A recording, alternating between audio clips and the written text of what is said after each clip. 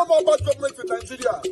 Nigeria what? The only media that have been consistent speaking against the bad government and for the purpose for reformers. Nigeria what? Yo!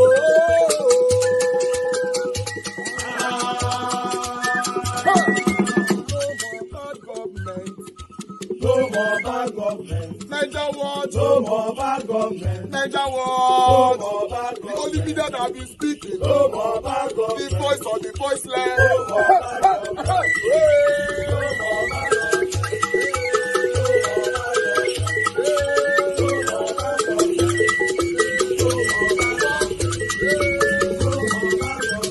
Niger what? No more bad government. For the poor. No more bad government. Niger what? No more bad government. Niger what media? No more bad government. No more bad government. No more bad government. In Nigeria. No more bad government. No more bad government. No more bad government. The only media. No more bad government. The number one media in Nigeria. No more bad government. That have been speaking against government. No more bad government. Niger what? No more bad government.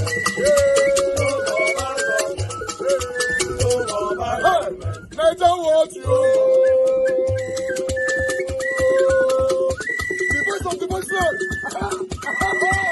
The voice of the voiceless.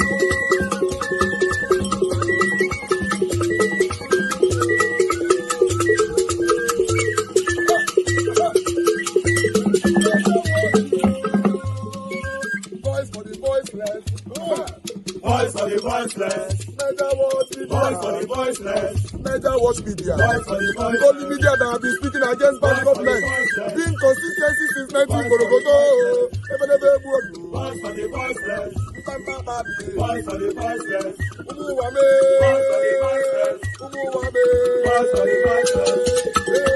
Of his children. Don't forget that his children had been attending this school for years. As of 2021, he had one in 8th grade, he had one in 6th grade, one in 4th grade, one in 2nd grade. In short, Uncle Yahaya has buried more than $1 million of Kogi people's money in that school. EFCC was able to get 760,000 of the money. Don't you think that he can build something similar in Kogi with $1 million?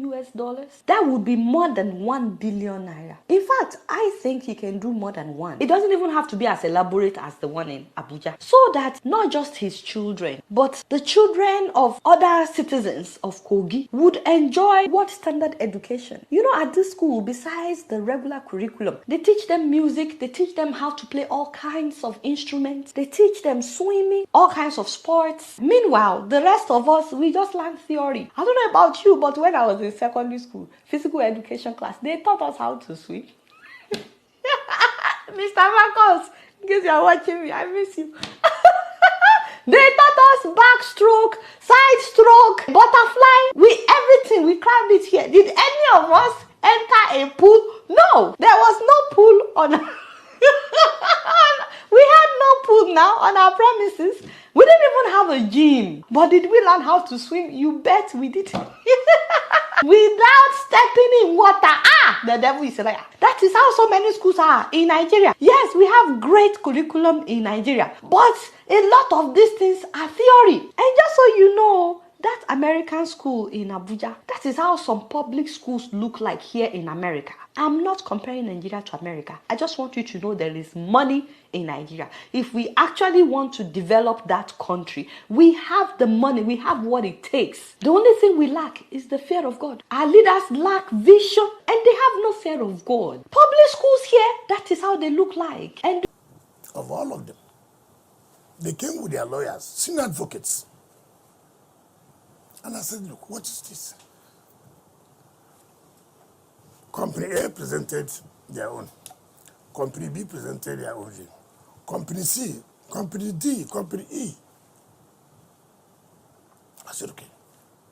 I'm going to seek for advice from external solicitors. I'm not going to take from inside house because the legal secretariat and the land department have been so compromised. So I saw the views of very senior lawyers. Two of them wrote to be different opinions, but arriving at the same thing. First of all, what happened? this land, this so-called ethnic Jingoist talk about, was allocated when there was no minister. The minister left May 29th, 2023. By June, the land had been allocated. By Director of Land. No, but he said he got approvals from the former if I tell you, FCT minister. If I tell you so many things, it is not as they, you see, these are the things they are clever by half. When we all met, it's okay. Company B, this, don't do anything again. Until we're able to take a final decision. Do you know what happened?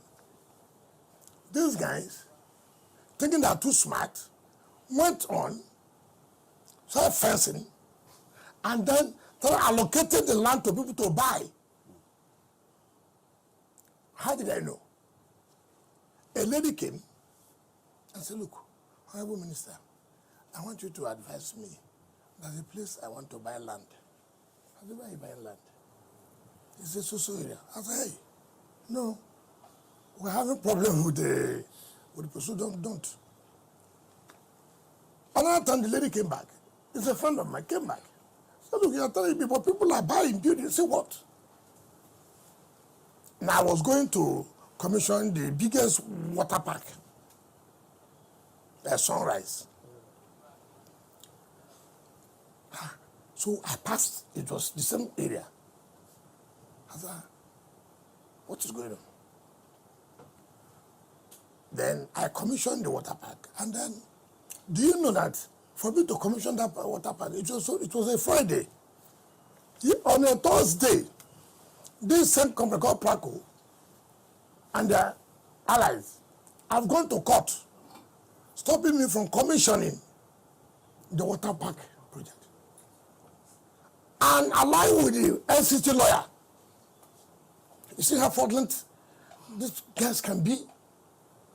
Unfortunately, they didn't get the injunction. I drove from that place, came back, and called the general counsel. Come, who is doing this case for FCT? He says an external lawyer. External lawyer? Call the external lawyer. Get us our file back. How can you go and compromise with a plaintiff against us? I mean, I've never seen people who are so fraudulent in life. What they do here, they sue you, they sue me as FCT minister. I'm not aware of the suit. Because he claimed that there are two subsisting court positions. Hold on. Look, you know these guys? They think we're PDP Anambra State. That is their job. They have court judgments in their pocket. These are people, that's how they keep PDP in Anambra State. They can produce court orders, judgments overnight. And I told them, you are wasting time. So there was no court injunction. I have told you. Good afternoon, good evening to every one of you. Thank you very much for your time with us. I appreciate you all. Wow, happy weekend to every one of you right there. Thank you very much for your time. Today is 26th of April, 2024. Thanks for your time with us. Today, visibility is quite low. Although we still have one more quick video to play, but I just wanted you guys to quickly acknowledge the people that is already here with us, even though I've showcased many already. Mother of all, Mommy Diaspora, good evening to you, Mommy. Happy weekend to you. Thank you very much for all you do. Madam Iris Finance, good evening to you. Happy weekend to you. Thank you, Madam Martina Abasi TV, Mr. Ray Abua. Thank you very much. I appreciate you. Thank you. Abu Azi, thank you very much. I appreciate you always. Thank you, Ola Adewale Ben. Thank you. I appreciate you, Everest. Thank you, my wonderful people. And God bless you. Now, please do your part. Press on that like button. Encourage us to do more for you by hitting on the dollar sign as well. Ushe Gini, thanks for joining us. Mr. Johnson Emmanuel, Peggy Modi, thank you. CCO, I can see you right there. Luis, Vitus Ekwebele, thank you. Yandi Kings, I can see you right there. J. Inkem, I can see you as well. Maka E, all the way from X, thank you. And God bless you, my people. Chris Mandela is right there with us as well. Thank you. Messi Omorigi, and many, many, many others. And God will bless them, my people. I'd like also move on. Great minds just join us right now. Thank you for your time with us. Let's quickly take about 6 minutes from this Festus Keyamo's video. Then we will come and start talking. Remember that what we have right there on the title, breaking, is a breaking because it's not long that the CEO of Airpeace, Alain Oyema, commissioned the trip between Lagos and London. But just a few weeks ago, this happened, like 5 weeks ago, if I'm not mistaken. But they have already prepared now to be flying. They are commencing the Abuja-London trip as well. So trust me, this man is doing excellently well. Everybody must support this kind of person to succeed. If not, we're not going anywhere. Meanwhile, let's listen to this quickly. And the incident occurred around past 9 a.m. local time, thereby leading to the shutdown of the runway where the incident happened. While some aviation experts are already faulting the decision of the federal government, saying this amounts to interference in aviation operations. I'm being joined tonight to look at some of these issues and perhaps the dynamics and some of the decision of the federal government in this respect. I'm being joined by the Minister of Aviation, Mr. Festus Keyamo, Senior Advocate of Nigeria. Thank you so much indeed for your time tonight. Thank you, Sean, for inviting me. Yeah, indeed, some of those who are agitating are quoting the law, which you probably are very familiar with. And sad incident, looking at the history of Dana, this is happening again. But give us an update of what exactly is going on. You know the books of Dana, you know what is going on, and the NCA, under your leadership, has gone to say they will do an audit to show the health status of the airline in terms of financing and operation-wise. What exactly is going on with Dana Airline? Well, Sean, thank you. For me, the last thing I want to happen to me as Minister of Aviation is to have blood on my hands, blood of innocent Nigerians, as a result of either the negligence or deep complicity or corruption of those who are supposed to be regulators of the aviation industry. As Minister, my job is to supervise them and to ensure that they carry out their duties. My duty is not to regulate. So those who quote the law, who are quoting the law, they should know that I know the law more than they do. My duty is to supervise those who are supposed to carry out their legal duties and to tell them when they are not doing their duties, to tell them to do their duties. So one of my first KPI is to ensure the safety of our airspace and to ensure that the regulators also do their job. So when I came into office, even before I came into office, I'm sure you have heard of consistent incidents involving perhaps Dana Airline, to mention a few of them. I'm sure you heard at the point that on approach to the runway at a point, the door flew open. You know that popular incident. A door of an aircraft flew open. So who are the engineers that are supposed to look at this? Who are the engineers that are supposed to check, for the safety of the aircraft and, its parts? There were also incidents involving, one or two of his aircrafts at different times, consistent, after the fatal crash of Dana the other time that killed Nigerians. There was, of course, internal reports. I don't want to deceive Nigerians because this involves their safety. As aviation minister, I owe a duty to Nigerians to be honest and frank to them when it comes to their safety, the flying public. So there were internal reports before I came, not me, by the same regulators. Under your predecessor? Under my predecessor. What does it say? About, series of infractions. By the same airline, series of infractions. And the conclusion, of course, that they were not healthy enough to fly their fleets. But at that time, they went into the skies after such a report. What they did, how thorough they did it, before they now said, okay, start flying again. We don't know. They have not convinced me. So my own point is that, look, whilst we argue about, back and forth, who has power, who does not have power, the point is that the flying public is at risk. And if anything happens, Sheung, if anything happens, any tragic incident happens, it is the minister they will call for his resignation. I'm sure you know that. Nigerians will not spare the minister. So if that is the case, what is my role as a supervisor? What is my role? Am I a lame duck minister? And in any case, I'm sure you saw the release by the NCA. The NCA took that decision. I threw my weight behind them. But I also gave them a directive to do their job. So I did not write to the airline. Hold on. I did not write to the airline. Take note. There should not be political interference that endangers the lives of Nigerians and removes the powers of the NCA to make safety regulations. However, the reverse is the case here. The reverse is the case because the minister is telling you, please put safety measures in place. I hope you understand me. It is the political interference that is saying that you must insist on safety measures. But did you actually allow NCA to do his job in the first place? No, but because the autonomy as guaranteed under the Act that provides for the role. Okay, guys, I'm going to stop that video right there. In case you want to continue with it, please just go to Channels Television and you can do that. Because of time, I just want us to move on right now. Please help us to press on the like button and help us to share as well. So this other last video that we have here is a short video. Let's take this quickly. Construction of the 700-kilometer Lagos-Calabar Coastal Highway has continued to generate several reactions in the past few months.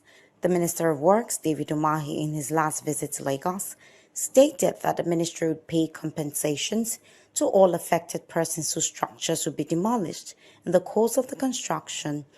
The Federal Comptroller of Works in Lagos, Olukorede Kesha, has now called on all affected persons with concerns to visit the Secretariat before the demolition exercise commences on Saturday. For the first 3 kilometers, anything within the right-of-way of the Lagos-Calabar Coastal Highway, for the first 3 kilometers, will be brought down from Saturday morning. So that's why I want to use this medium to reach out to as many as we cannot put calls across to. There are issues will be sorted out between today and tomorrow, especially if you're within 0 and 3 kilometers of the project and you have been marked. You have been identified as standing in the right-of-way of the project corridor.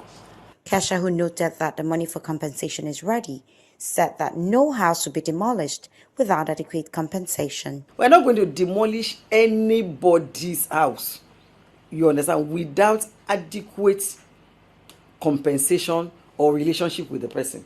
Okay. Yes, I thought I should bring that in for you guys to get updates, on what is happening right there. They have commenced it. So regardless of whatever that you say or I say right now doesn't even make no sense anymore. They have already commenced it. So we should just accept it. That's what it is. Peter Obi talk about this. We all talk about it for this not to happen. But yeah, this might take 30 years, according to Mr. Peter Obi. So let's see how it goes. But meanwhile, I'd like us to quickly move on. Let me take these articles here so that we can start talking. I appreciate every one of you, my wonderful people. Please help us to press on the like button and help us to share as well. We're starting with the Amnesty International raises alarm, says many victims of forced disappearance in Southeast Nigeria missing since 2021. The organization also lamented that human rights violations have continued to be on the rise across the country, including the use of excessive force by security forces, the use of brutal torture by the police during interrogations, and forced evictions. Global human rights organization Amnesty International has raised an alarm, saying that the whereabouts of many Nigerians who became victims of forced disappearance in the southeast region of the country between 2021 and 2022 still remain unknown to date. The organization also lamented that the human rights violation has continued to be on the rise across the country, including the use of excessive, as I stated before. So I'd like to take that off to quickly bring another one in because we don't have much. Remember that we're playing the video of Festus Keyamo earlier on. Although the video was long, I couldn't wait for that particular part where he talked about the commencement of the Abuja-London flights, by Air Peace. So, but that's the article right there. And if you watch that video, you finish it, it's right there. Kudos to Alan Oyema. He's one of the people that I will always respect because this is not easy. One person single-handedly is doing this. Except say be wish that you're not going to support this kind of person. But meanwhile, let me take the last two quickly. As you can see right there, Tinubu government urged to end drug human trafficking. Yes, that is the president of the Federal Republic of Nigeria, Bola Ahmed Tinubu, set to end drug human trafficking, in no time. So I just thought I should bring that in quickly, so that we can take it there. That is all I have for you guys today. My article is not that much, so I'd like us to start talking straight away. Appreciate every one of you, my wonderful people. Thanks for your time with us. Yes, I would like to quickly let everybody know now, because we currently, okay, let me see, because I want to name the person that is coming to our platform on Sunday. Before I would pick any call, I like to do that. But meanwhile, let me go on this quick break. Bear with me.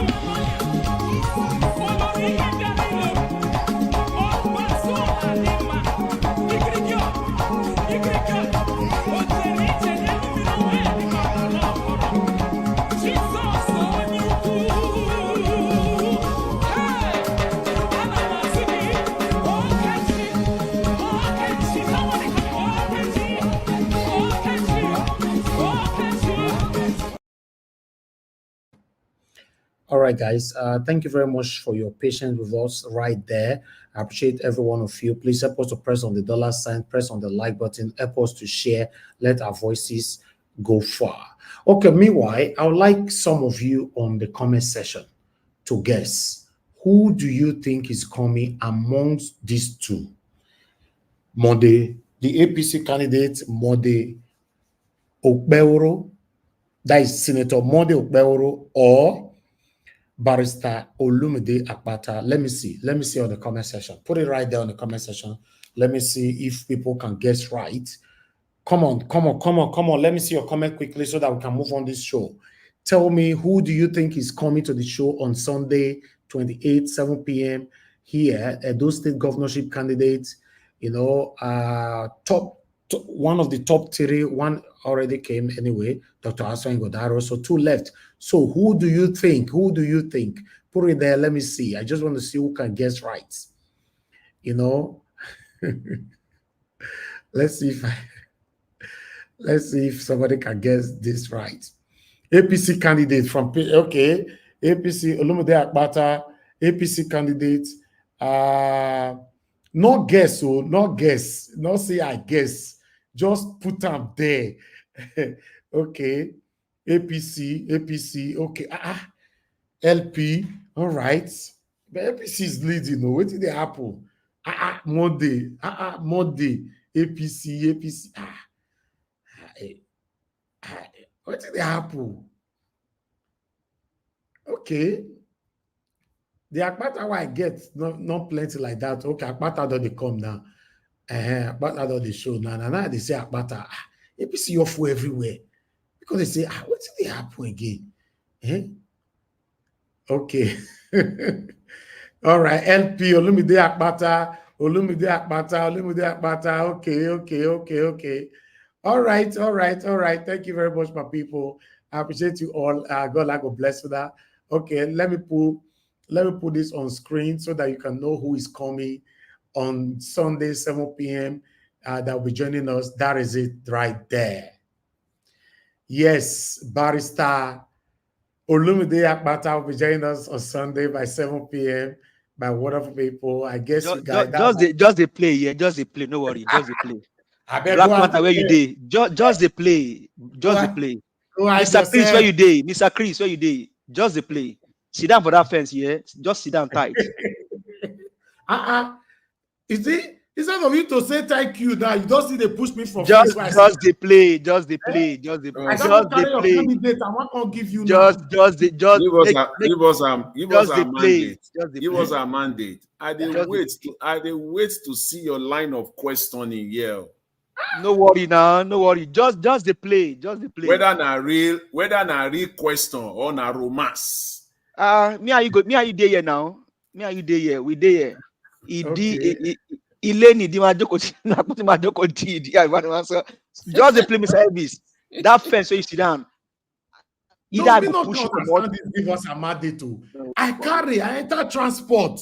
I pay transport. Barrister Akpata. I go carry your candidate. Can't give you for your doorstep. When the rock show up, all the sand then go fade away. Akpata is coming. Sit tight, people. See this man, This man, me not gonna understand you again. Give us but let me take this call quickly. I'll come back to you guys. Mr. Chimize, thanks for calling in, sir. Good evening to you. Please talk to us. Yes. I said, I'm not guessing. I didn't guess. Exactly. I'm fine, sir. Good evening to you. Please talk to us, sir. Thank you. Good evening, Good evening, everybody. Yeah, man, Nigeria. You see, I said something last time. Let me say one thing first. If P2B is not a worthy man, P2B could have failed. Let me tell you one thing. All these politicians, they don't have anything doing. Immediately they enter office, they will remember everything that they haven't do on their life. They will just say, let me start stealing immediately. That's one thing. I said it last time. I think these people need to checkmate. What are you doing? What's your business? Check the account of the person before you come up, say you want to do this, you want to do that. You start promising, empty promises they always give. See, that's one thing with this Yahaya Bello. What Bello was doing before he came up as a politician? Is he a businessman? Is he a bus conductor, or is he anything at all? Now when they came to office, they were just looting, peddling, siphoning. In fact, it's not good. That's P2B has his money. I tell you, this is the reason why P2B just keep those money with Anambra State. If not, other states, take other governors.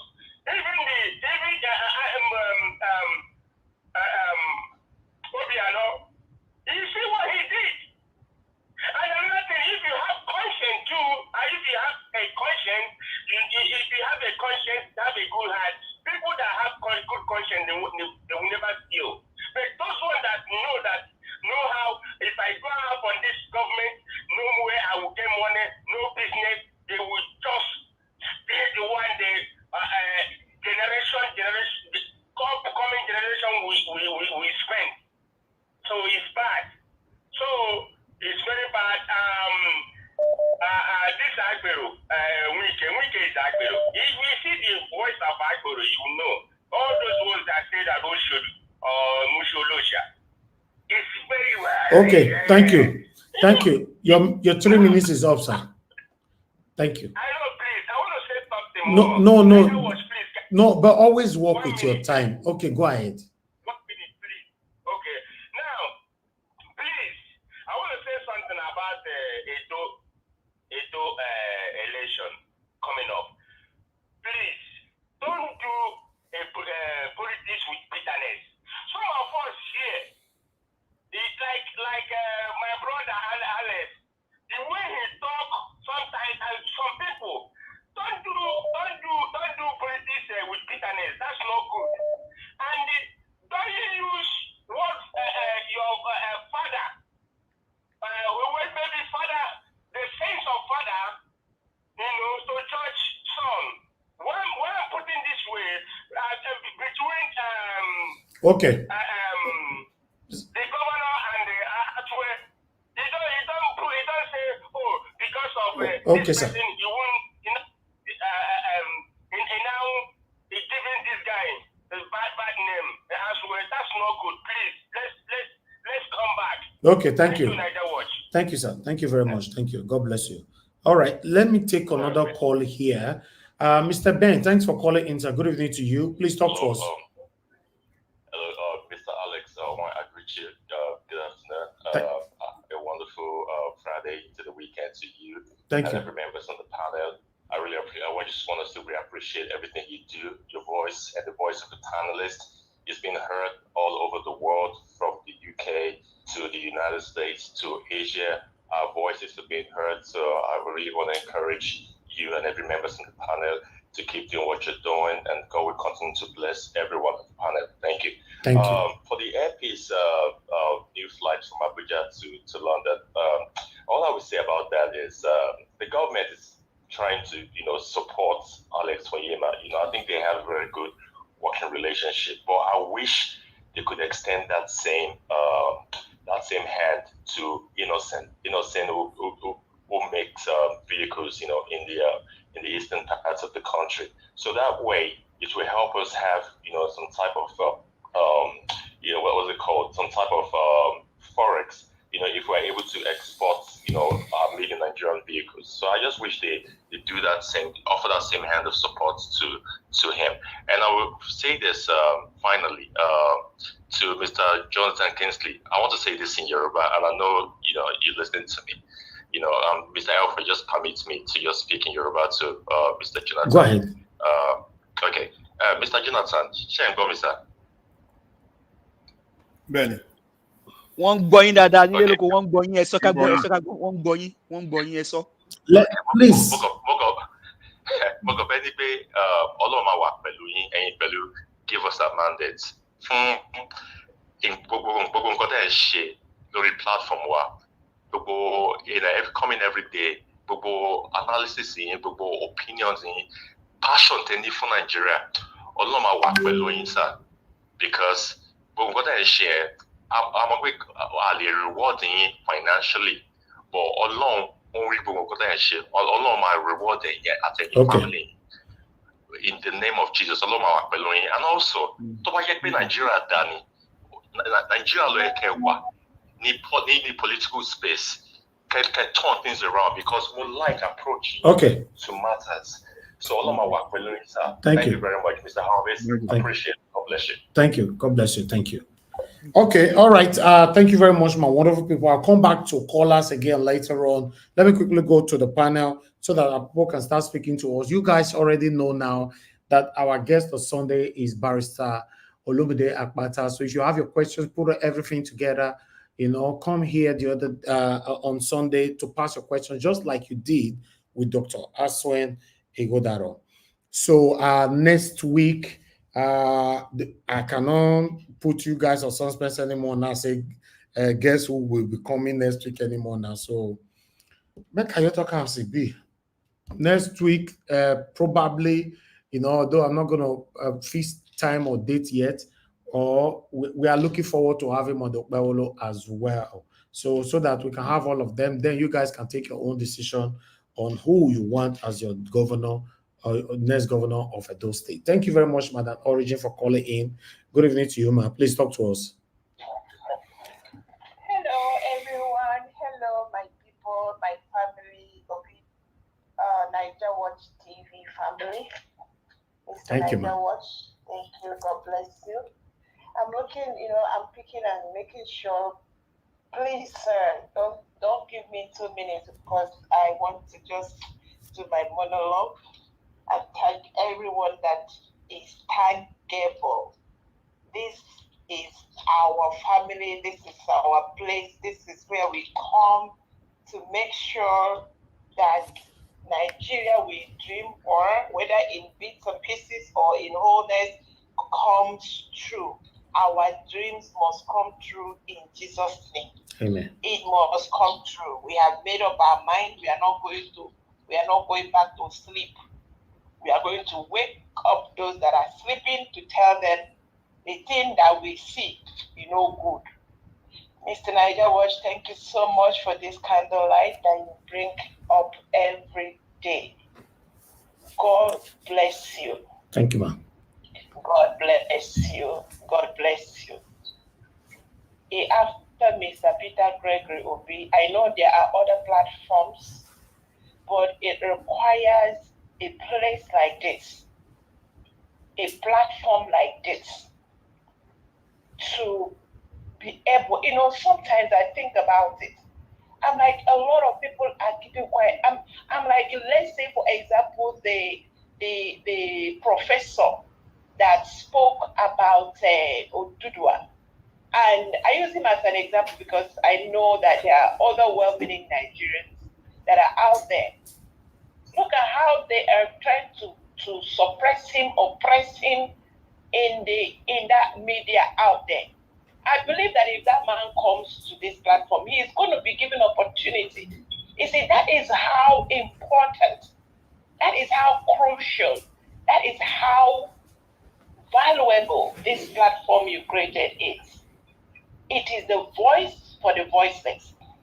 Because the media that we have in Nigeria have taken sides, and believe to me, as I think they have kissed the ring. And that is why they cannot stand for the people. They are bowing to the gods of the evil that is happening in Nigeria. That's why they can't speak for the people. So that is how every day I come here, I have gratitude in my heart.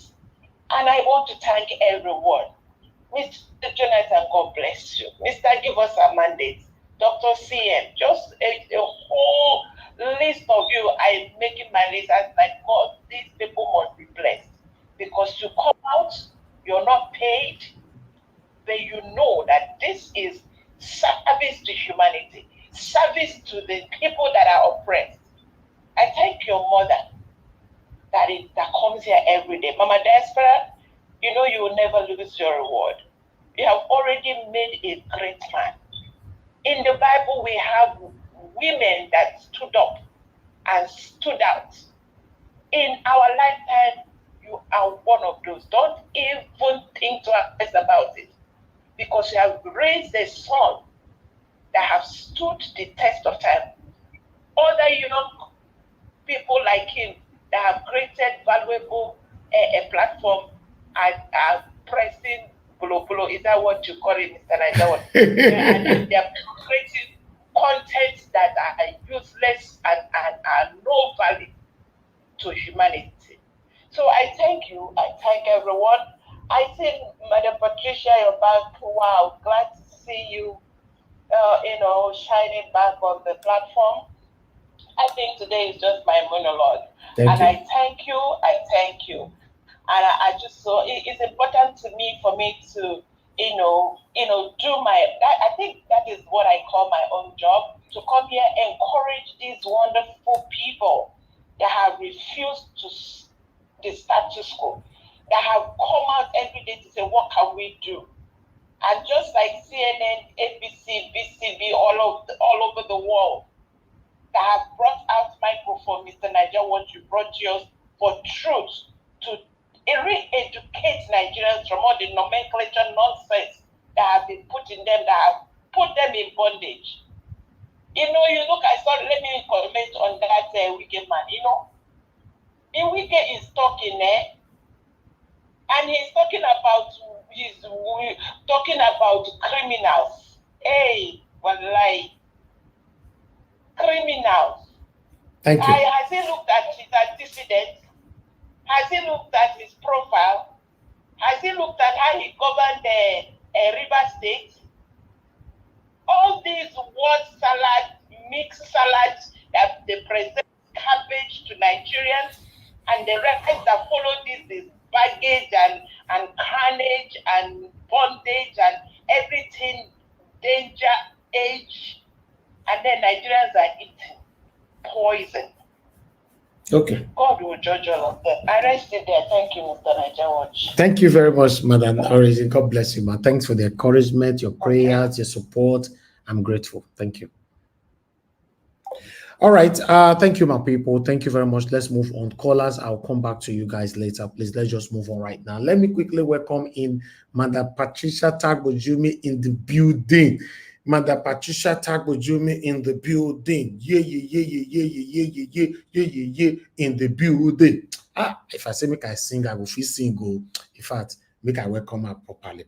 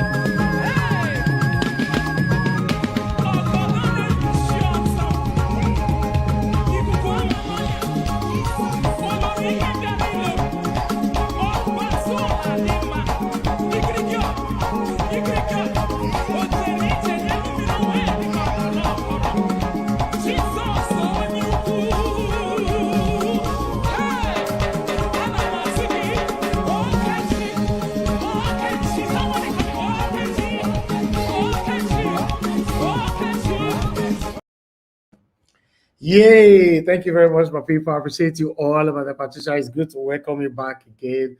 Thank God for everything. Thank you, thank you. I appreciate every one of you right there for your time with us. Can see Madam Moni Olagbiyan. Thank you very much, ma, for your time with us. Good evening to you, and thanks for your prayers, your support, and for all you do.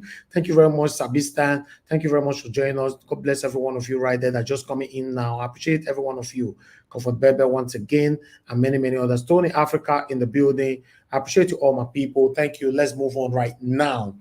Yes, ladies and gentlemen, for those of you that are just coming in right now, yes, the news have been broken. We don't talk and say Barrister Olumide Akpata will be joining us on Sunday, 7 p.m. Now, cool evening that day. If you drink palm wine, carry and follow body. If not make ready to eat, carry and follow body. If not chin, carry and follow body. If not pounded yam and egusi soup, carry and follow body. If not stash and owo, carry anyone where you know say you go eat or drink that day, where you take comfortable, tell listen to Barrister Olumide Akpata. Make you carry and follow body that day. Make you continue talk fear. But don't forget to eat. May not go eat. Forget your question. Your question might matter. Because we are talking about someone that is going to become your governor probably maybe 4 years or probably the next 8 years. So you must be able to come with a very critical, when I mean critical questions.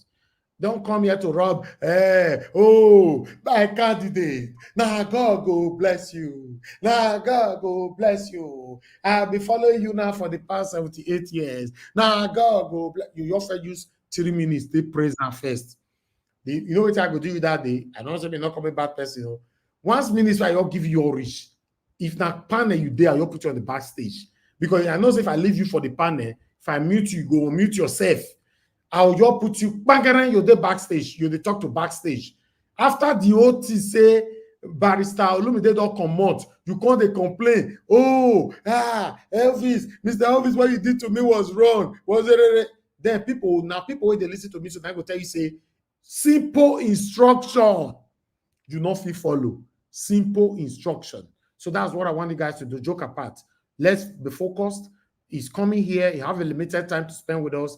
So you must go straight to your point, ask him those questions so that you have the time to respond to them as well. As you know that the traffic will be right there. A lot of people will try the possible best to pass their questions.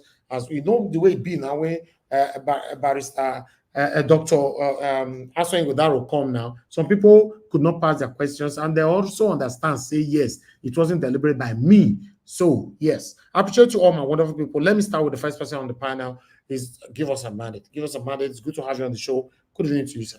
Please talk to us. Good evening to you. Hopefully you can hear me clearly. Greetings to Me, I everyone in the don't panel. understand. Today, your voice good. You know, they talk for that your corner house or corner car or corner walk where you they talk, will not they hear your voice. Today, Well, good. Thank God. I pray. May you wait first. Make I talk, my dear. Listen, you know, pray. I want to pray for you on Sunday. May your network be your faith. you know, say for Yoruba they say na Riro Nteba, Shishentoluwa, human being go think, but God now go decide what go happen. Well, you must imagine you cry.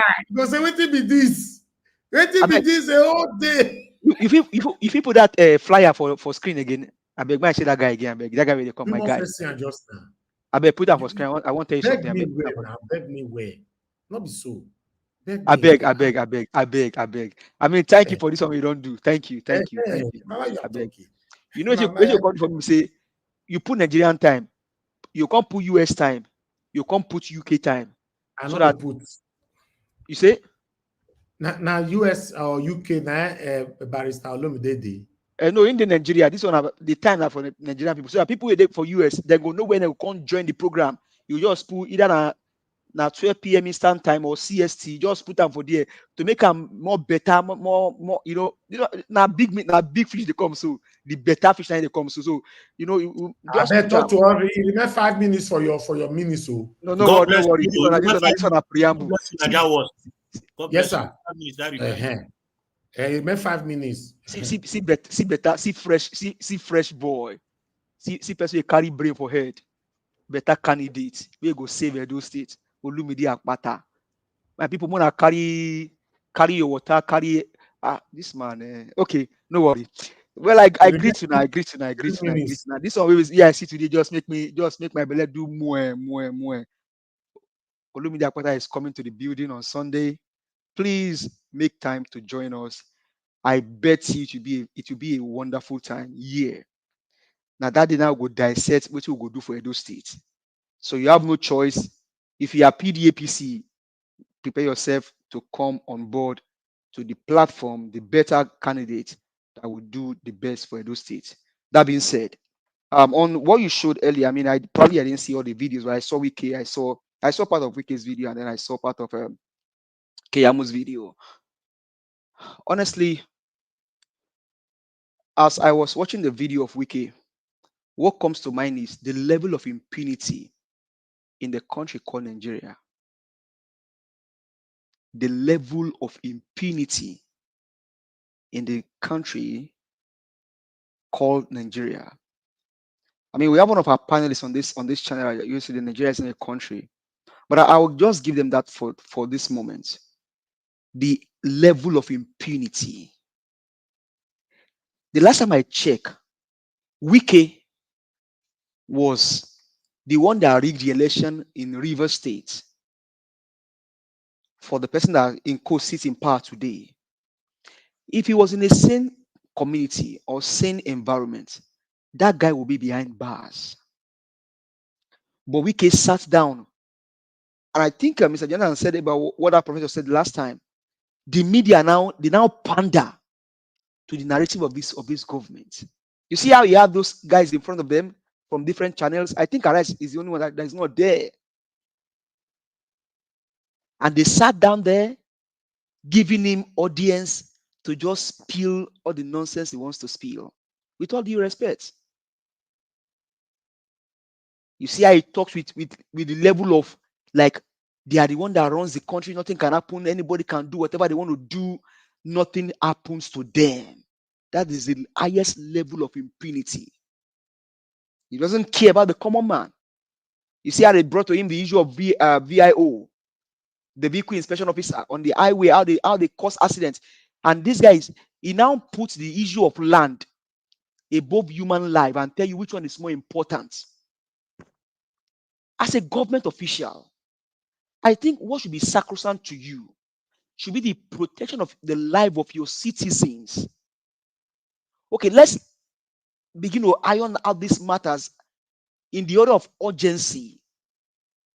The VIO guy they're on the highway, and these guys they tell you the number of accidents that the level of accident happen on the highway, and the guy just look at it. This one is nothing because this one doesn't matter to us now. What matters to us is how to allocate lands to different government officials, ministers, senators, because that is their intention in the first place. Nigeria truly is not a normal. I will not say sane. It's not a normal country where you see people of impure character, men of impunity.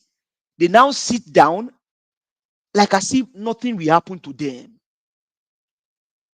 This guy that rigged the election in the past presidential election in River State. It is in the open. He's working free.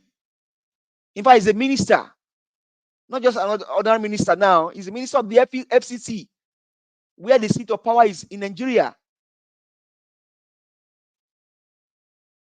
The level of wickedness and impunity. Human life they don't care about human life. Now go to the aviation minister. As I was watching that video, what comes to my mind is what I said here some weeks ago. So I pull up who is the head of aviation here, even though we have transport secretary. We have people that actually work under him. The guy that is in charge of aviation has been in the industry for several years. In fact, he started with Hyundai, producing motors for airplane before he gets to where he gets to today as the one that administers aviation in the US. I think he worked for United for several years before he landed that job. Now, who is the aviation minister in Nigeria? A lawyer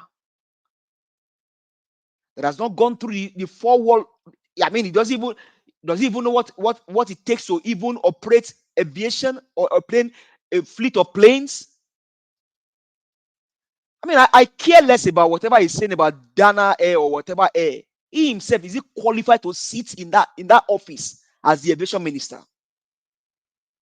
Does he have the technical know-how of how that industry should operate? We had several times how he said they were going to give budget they made budget for several things in the current budget. Those things they budgeted for, have they done anything about them? Where is the money?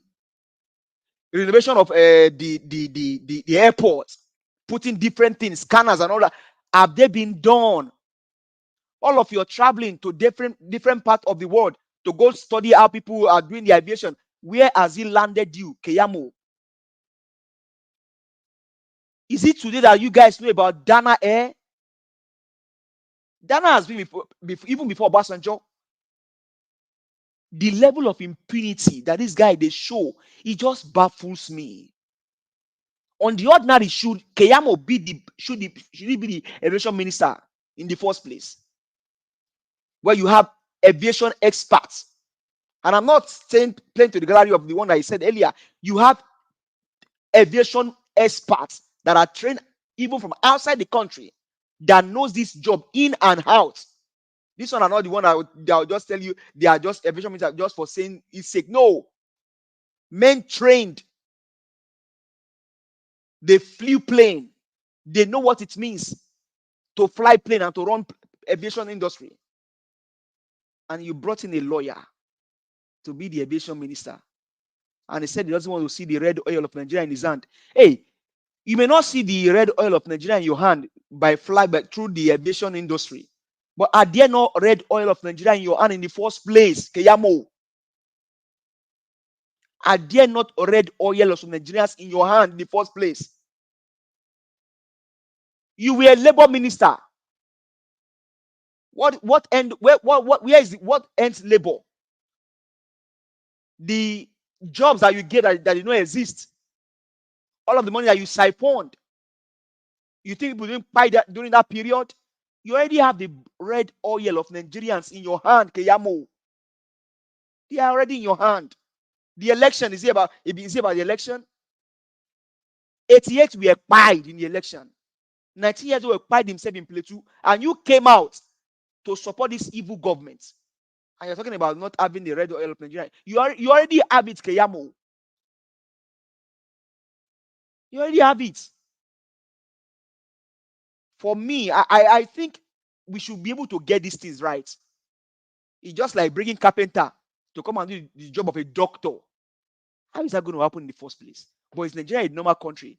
Maybe yes, maybe not. Because as you see, as we even speak today, who is the president? In quote, a criminal drug baron. Not that's not allegedly. Is in the open. Everything has to be destroyed for this guy to be a president. And you want anything good to come out? Hell no. Nothing. Nothing. You have countries all over the world. Aviation, sometimes I wonder how aviation run in America. It's just All right, give seamless. us a mandate. Thank you very Seamless. much. Thank you. Thank you. So for Let me me, let's hear from the next person. okay, go ahead, sir. Thank you. Thank you, my brother. Thank you. We're not much, so we're going to have enough time to talk today, so don't worry. Oga Prince Collins, please, I'd like you to talk to us. Good evening to you.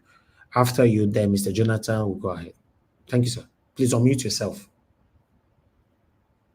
Okay, you are not there. Okay, yeah. Sorry. Okay, thank you, sir. Please go ahead. Thank you. I salute everybody. I want to, appreciate our viewers at home, those that are watching from various cities in the world. I want to salute you, Naija Watch, for what you are doing. I want to salute our panelists, comment section, those that are active there. I want to say congratulations for your endless contribution to the betterment of our great nation, Nigeria. Having said that, let me start with the issue of Minister of Federal Capital Territory, Wike. It's not every time. I don't think it's every time that we need to, say what they don't do right. We've spoken a lot about how the government came in, and we know right from time that election has never been a free and fair thing in this country.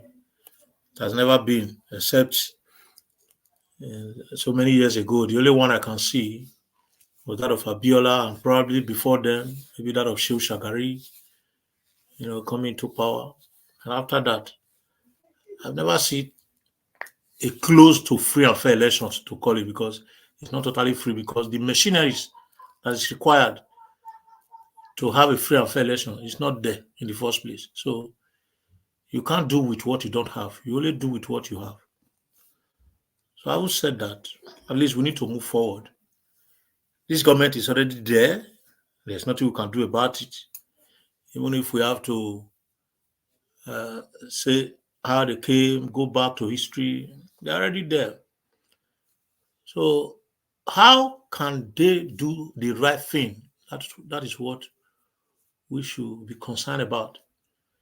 Looking at the antecedent of this man in the Federal Capital Territory, and probably the mandate that the president has given to him to kind of sanitize Abuja.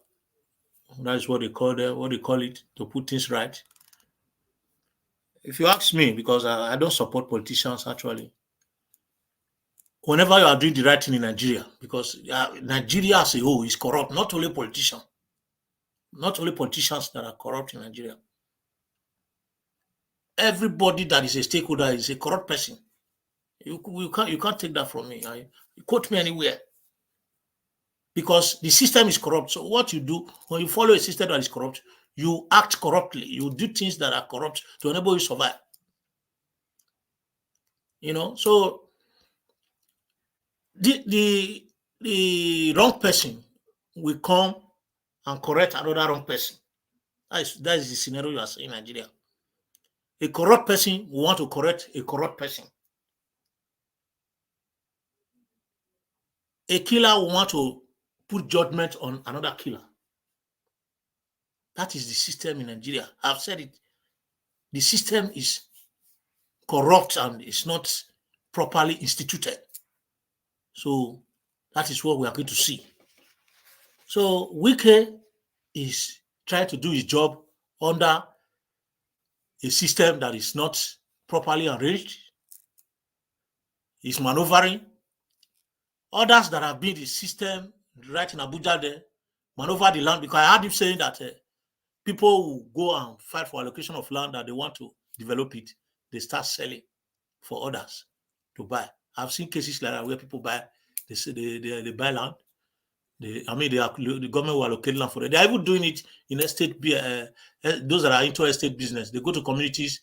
Communities will allocate land for them. They give them some little money, begin to sell the land in millions and make money. Some of them even abscond with the money and don't settle the communities, put the people in jeopardy. So I think it is the corrupt system that we need to clean up. And the only thing that can clean up all these activities is to go back to the drawing table and fix things that are fixable, which has to do with laws, our ethics, our way of life, our belief, our value systems has to be checked. If we don't do that, we'll keep having the same thing, just as he said there, that you can't do the wrong thing and get right result. Never.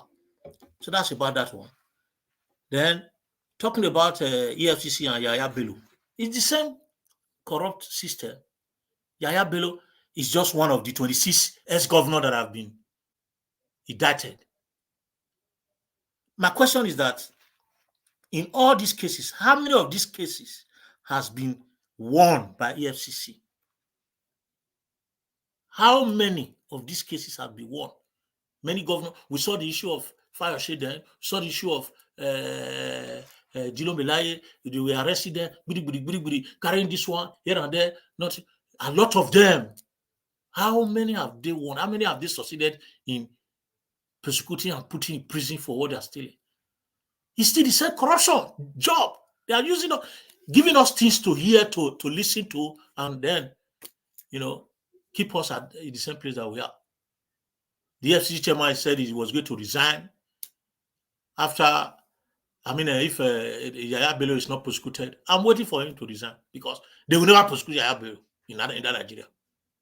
I will swear to God Almighty for that. They will never succeed in prosecuting Yahaya Bello.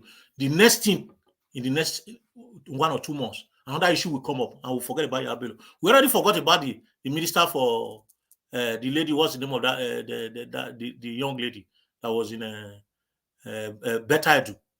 Yahaya Bello issue now is the reigning one. Better Edu has gone back to the back page now. That is the way Nigeria is. How many cases have they won? None. So it's all rubbish. They give us wrong information every day, manipulate the gullible ones, give us things to hear in the media. The media will make their money and they go. Until we begin to see results, I will not take any of them serious in that country. So the EFCC should do what it's doing. I'm not blaming the EFCC because a nation where the corruption is aching in the judicial system, that country cannot work. If Nigeria is going to work, they should fix the judicial system. The judiciary should do the right thing, and they should bring out laws that will force the judiciary to do the right thing. And the masses should rise up to their feet to make sure that they call for order. I see some lawyers disgracing themselves, going to demonstrate. Lawyers, professionals, go to Abuja to demonstrate as if they are public personnel. People that are supposed to go to court and do their demonstration in the court and do whatever they do, they went to demonstrate in support of Yahaya Bello. That's the highest rate of, the height of impunity. Corrupt people disgracing themselves here and there. So That's it. That's for that. Then somebody spoke about a caller came. I just want to correct this impression.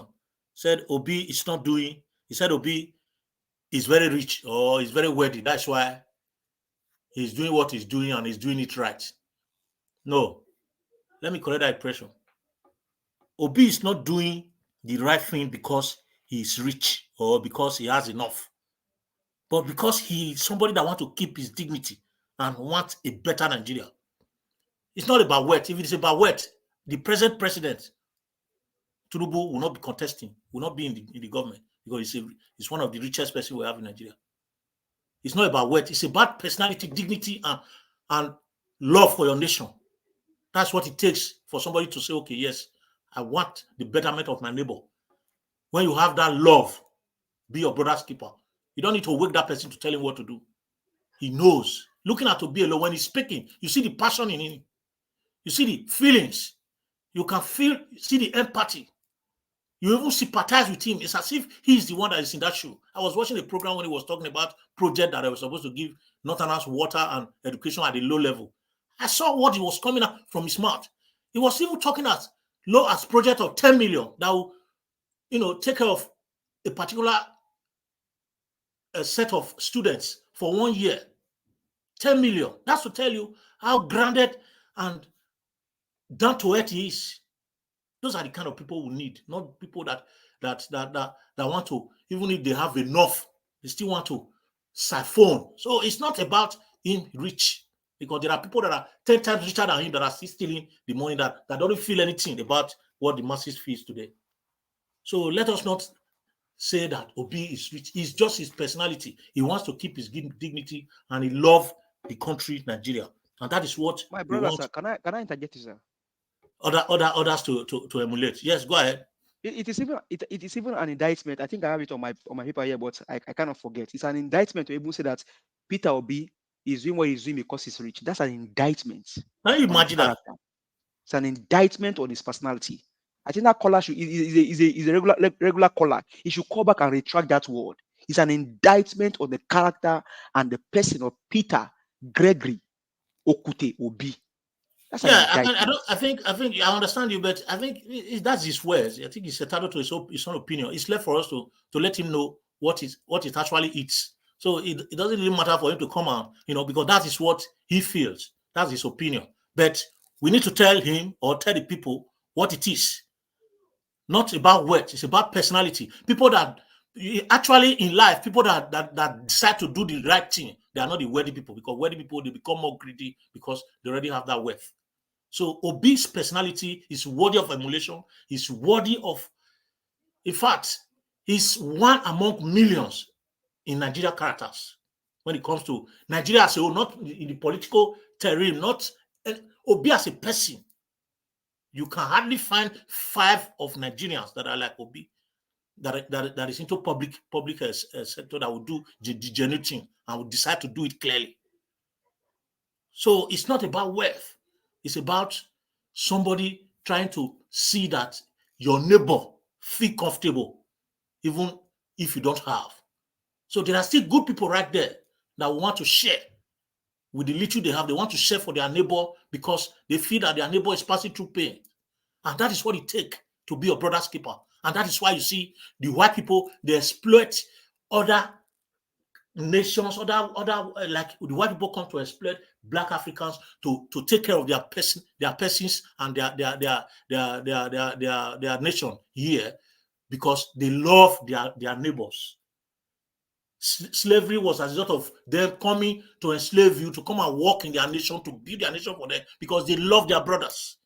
But black people, we don't love our brothers. We are not our brothers' keepers. And until we realize that, we will never get it right.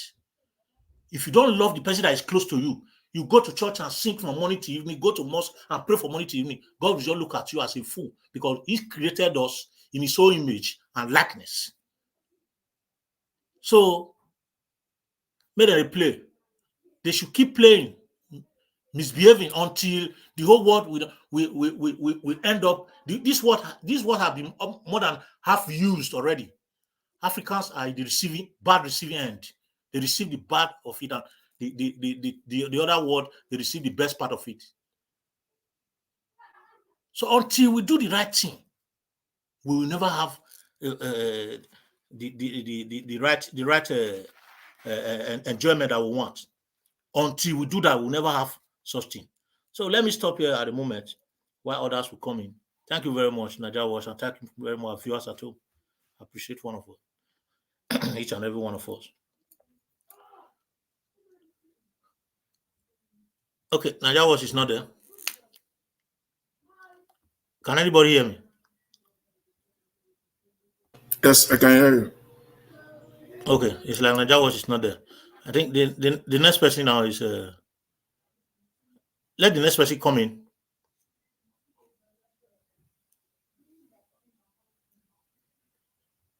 Okay, Nadia Wash is out. I think he's lost his network. Give us a mandate. Are you there?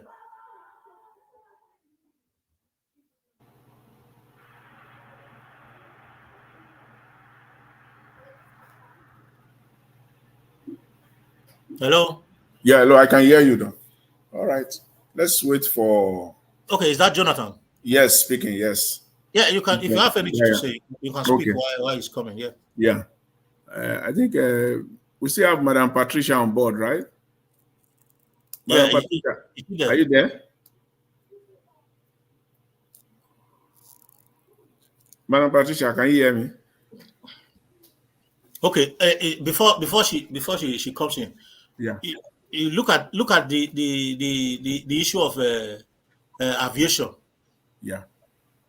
If they extend that same kind of fellowship, like what a caller said, to innocent mortals, the way the aviation minister is going, because Nigeria cannot stand on their own to build their own aircraft that will fly successfully, and it's a pity that we are in such a mess.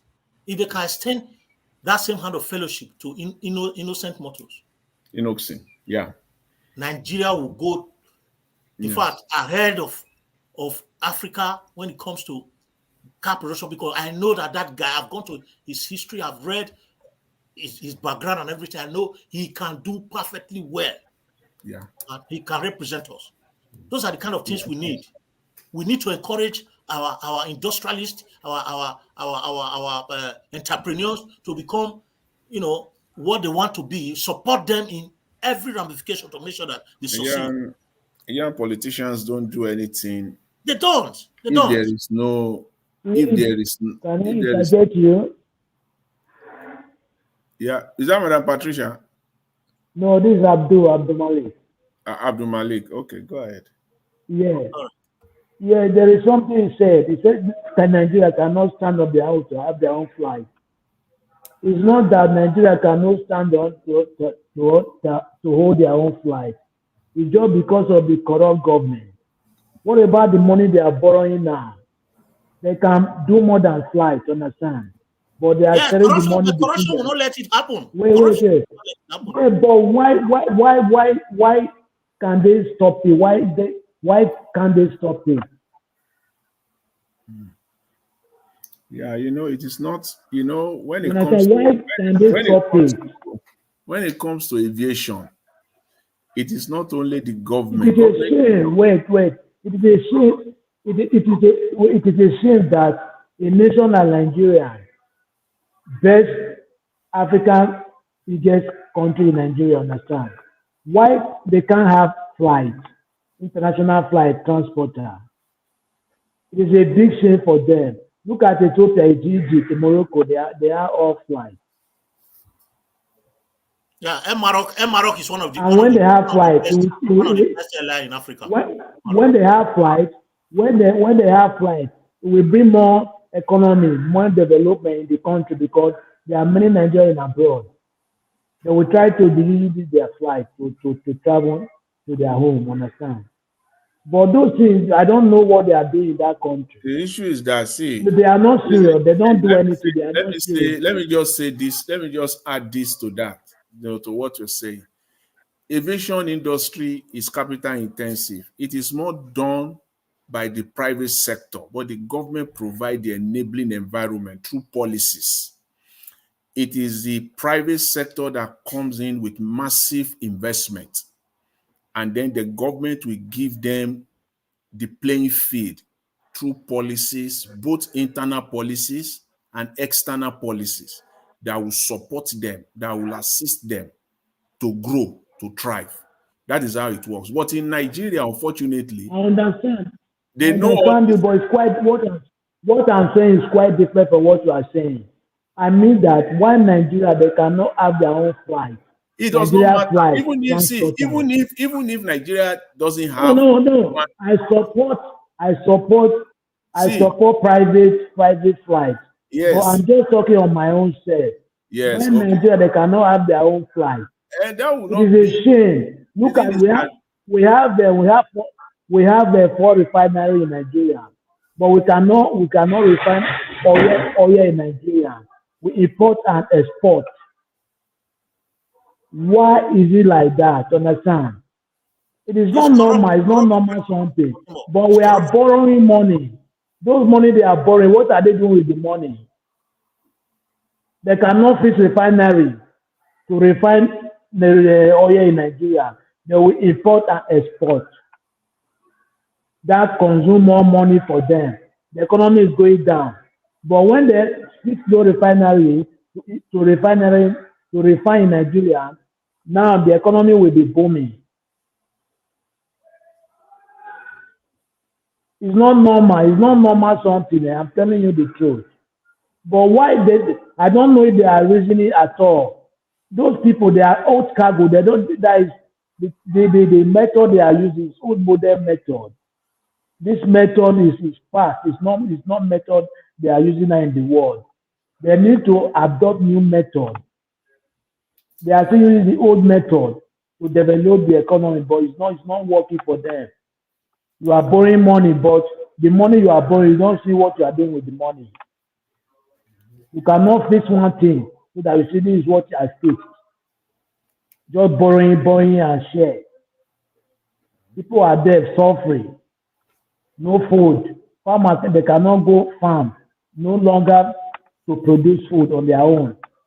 Before, individual can produce food on itself, but now you cannot produce food on your own. It's very bad attitude there. It's not good. The youth there, they need to stand up and fight for their rights. They don't know their rights. They don't know what they are doing. They are playing there. I'm telling you the truth. They don't know what they are doing. How can you have oil resources? You are importing and export. That consume you more money. Why can't you borrow money and fix those refineries? We have 4 refineries. Port Harcourt, we have 2 Port Harcourt. We have 1 in Warri. We have 1 in Kaduna. Why can't this fix any 1 or 2? Imagine Dangote now, it's private sector. We have refinery, government as a country, we cannot have refinery. It is a big shame. Why? Very big shame. Why? Why is it that there is a refinery in Kaduna? Yeah, we have refinery. We have 4 refineries in Nigeria. 2 in Warri. No, 2 in Port Harcourt. I'm just putting it out there. What is the need for a refinery in Kaduna? No, they give it. They put it to the north because of to supply north, part of the north. They just Okay, fix it there so that it will the be. refinery working? Is it working? It's not. See, No, it was working when see, now there is no before refinery is not working now. Let me say this. First of all, there is no need for a government refinery in Kaduna. If a private investor is ready to bring down his own money, put out his own money, and have a refinery in northern Nigeria, fine. But for the government of Nigeria to go all the way, set up a refinery in Kaduna that is not even functioning, pass a pipe from the south down straight to Kaduna. Do you know the massive amount of money? It's wastage, political wastage. I know, but it's not now. It's before. At the It end was of the day, before. but now sorry that to say, you know why they fix it there is that just to supply the northern part of There is no, Nigeria. see, my brother, there That is is why no they fix it in Abeg, Kaduna. abeg, if I can come in, see, my Ogasa, brother, there was no reason. there is It no is for basis. quota system consideration. Yes, Let's not give it another coloration. I know, yeah. There is no It was for basis. quota system. How can you tell me that if that was the case, why are they not doing that all over the world? Can't we just learn? There's Yes. Petrobras in Brazil. There is this other one in Saudi Arabia. Everywhere in the world, you cannot find a Aramco. situation. Aramco that's the most profitable oil Yes, company in the world. yes. Then Petrobras in Brazil, they even have just 15 billion barrels, 15 billion barrels, yes, compared to what we have in Nigeria. And think of Brazil, the landmass. You don't see them having refineries all over Brazil just No, to aid supply. no. How come we always want to invent the wheel? We always want to give excuses for things that we are doing very wrongly. It's quota system consideration, nothing more than that. Exactly. You And know how many what's the difference between Dangote and the government in the first place? Which you mean Dangote refinery and the other refineries? Yes, yes. No, I mean like in terms of Yeah, there are big what in difference. There are big no no go difference because when No, government sees their refinery, Abdul there will Malik, be reduction of the price. I don't think you get his question. First of all, is that Mr. You say Isibiri? what is the big difference between yeah. private sector and a government sector refinery? Is you know what he asked? No, that's not Yeah, what it yeah, is. that's what I actually That is want what to he know. asked. Like when you say Dangote refinery, what impact does what impact does it how do I say now reduce compared to when it's a government refinery?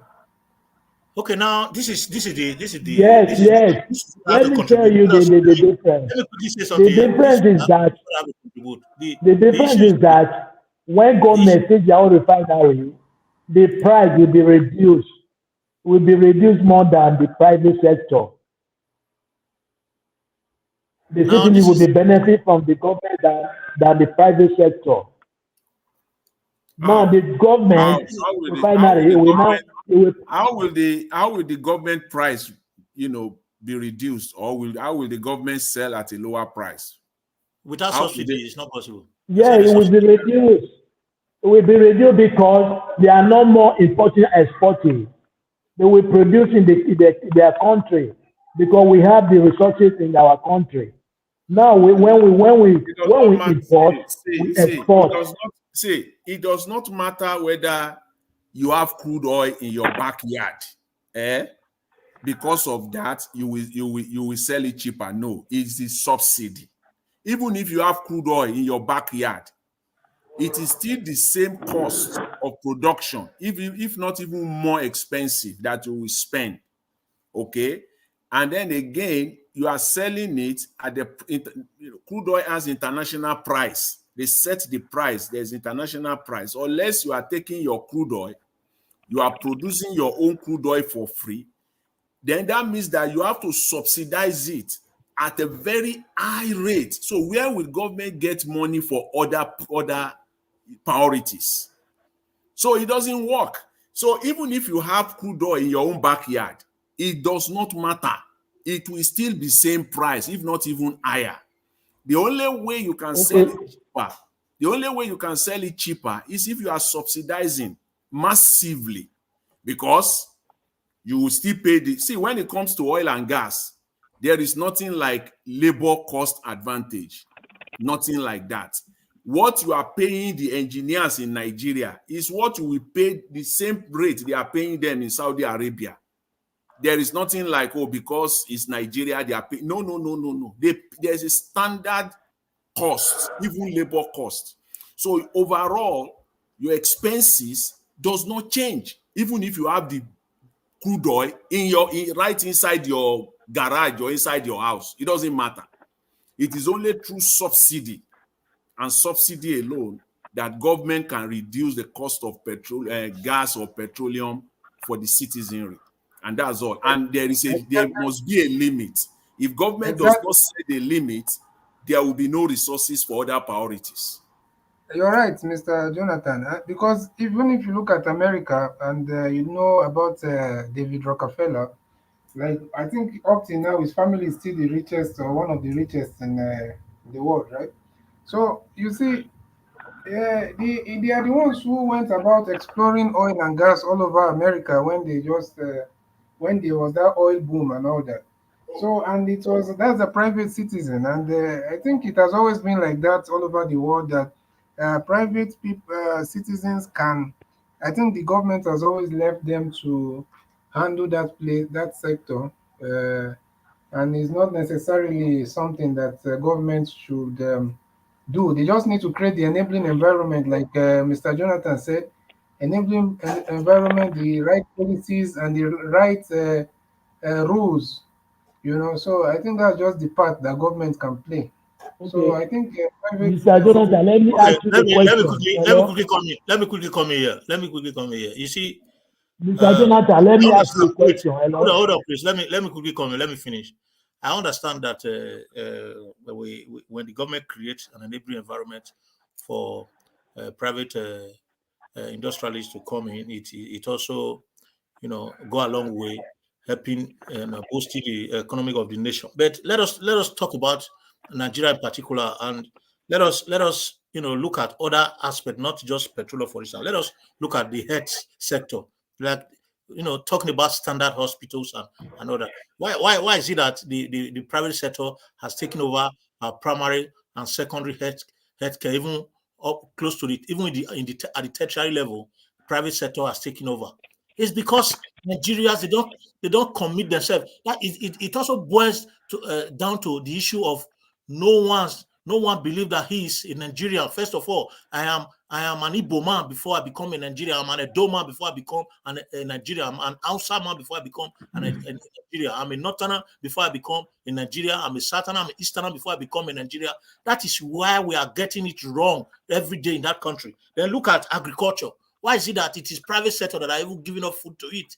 Because people are not committed to government activities. When government come out with anything that will build the nation, for instance, like maybe provision of facilities that will help the people. People that are put in power, they are not committed to it because they believe that it's a national cake. They just take it and go. Like this Dangote refinery that we are talking about now, we have to talk about these refineries. It's not going to fall down because Dangote have to be committed to his duty and has to make sure that each workers there do whatever they need to do. And when you don't act properly, they fire you. Until we have that kind of committed leaders in our country or people that will hold office. We have a lot of permanent secretaries. We have head of parastatals. They are not doing what they are supposed to do. But back to their private home, they have their private business that they commit themselves totally to, and it is coming out with heavy profit on daily basis. Look at our health system. You see, you go to the hospitals, you will see medical professionals to attend to people there. People are dying on a daily basis. But if you go to their private hospitals, they are committed and they are doing it because they receive heavy amount from these people, and everything goes to their pocket straight away. So it still boils down to the fact that people are not committed to the nation called Nigeria because Mr. Concern, can I jump in? It's not people they are not Mr. committed to Concern, the can nation I of jump in, Nigeria. please? See, It's government will let people come. Mr. First Concern, of see, all, the way this thing work, you have a very solid point, but that's not how it works. You understand? The nation has to kind of project itself in such a way that people will be committed to the nation. Yes, People to have been them, doing yes, all that is they it. can do. People have been doing all they can do so that they can claim ownership of the country. But unfortunately, the people that have been in power have demonstrated to everyone that Nigeria is not for us. So you cannot satanic force the people in people. power, So actually. yeah, you cannot force the people. You cannot blame it on the people. okay, let Take me for let me quickly throw in this question before you finish. When such thing okay. happen, your last submission that people are not, the people in power, they are not committed to. I don't know how you frame that word. They are not committed to the citizens, to the people. Yeah, they are not committed to being citizens. They are because the government. The government. They are the one that they're system has supposed to not be allowed committed them to the to be citizens. citizens. Okay, when system such has thing not- happen, who is supposed? Who are the people that are supposed? Because democracy is for the people, by the people, and Now, of Mr. the people. Concern, Who is listen. supposed to act? No, wait. Let me ask you. You will continue. Who is supposed to act there to checkmate that problem? Mr. Concern, wait. Mr. Concern, listen now. I'm not Is concerned. the government supposed to act? Your name Is is the Collins. government supposed to act first Please wait before now. the people will commit? Wait, my name People is they are Collins. the second. People they are the second. Abdul The Malik, government supposed to act. Malik, I think there's something about your system when you're speaking. It seems you don't get you don't hear another person talking or something. Yeah. Mr. Is it Concern or Collins? Collins, yeah. Okay, now you are asking who are the people who are supposed to act? Who is supposed to act to if such things happen? Who are the people that are supposed to resist such things? Good. Now, it is not the responsibility of any person to resist anything. It is the responsibility of the system that is in place. It is the responsibility of the infrastructure in place. You build systems. Mr. Chris. You don't build No, Mr. Chris. No, Mr. Chris. I'm sure you don't understand what I'm saying. Mr. Chris. Yes, I can hear you. Before you continue, you come the panel first. Talk to my candidate first now. Talk to our guy first now. Because I just the wait make call him. Just call a name now. Call his name here. I be the wait no guys. Give us a mandate. Which candidate? Which candidate are you referring to? Call my guy name now, Mr. Chris. Here. You guys are so desperate here. No, listen. It's not a question of any desperation. The genie has left the bottle. There's nothing wrong. There's nothing be passionate, about your candidate. No, that you I use have every to be passionate. The you genie has left the bottle. Nobody can do anything again. Olumide Akpata has been unleashed. Call him name. Call him name. Call him name. Call him again. Call him again. Nothing is stopping him. Nothing is going to stop him. See, you people are going to see quality debate on Sunday. You are going to see quality debate on Sunday. I'm not from Edo State, but I think you people should not make the mistake of missing someone like losing someone like Olumide Akpata. Because Mr. Chris, you are going to see. Please hold on, Mr. Jonathan. Let Mr. Chris call that guy name again. Mr. Chris, call him again. His name is Olumide Osaigbovo Akpata. Now that one I want here, Osaigbovo. Call him again, I beg. Call him again. Osaigbovo Akpata. As you can speak balance, God just balance on his own. God know the worry say they go break, they no go break food. Thank you, sir. Thank you, sir. Okay, Chris, wait.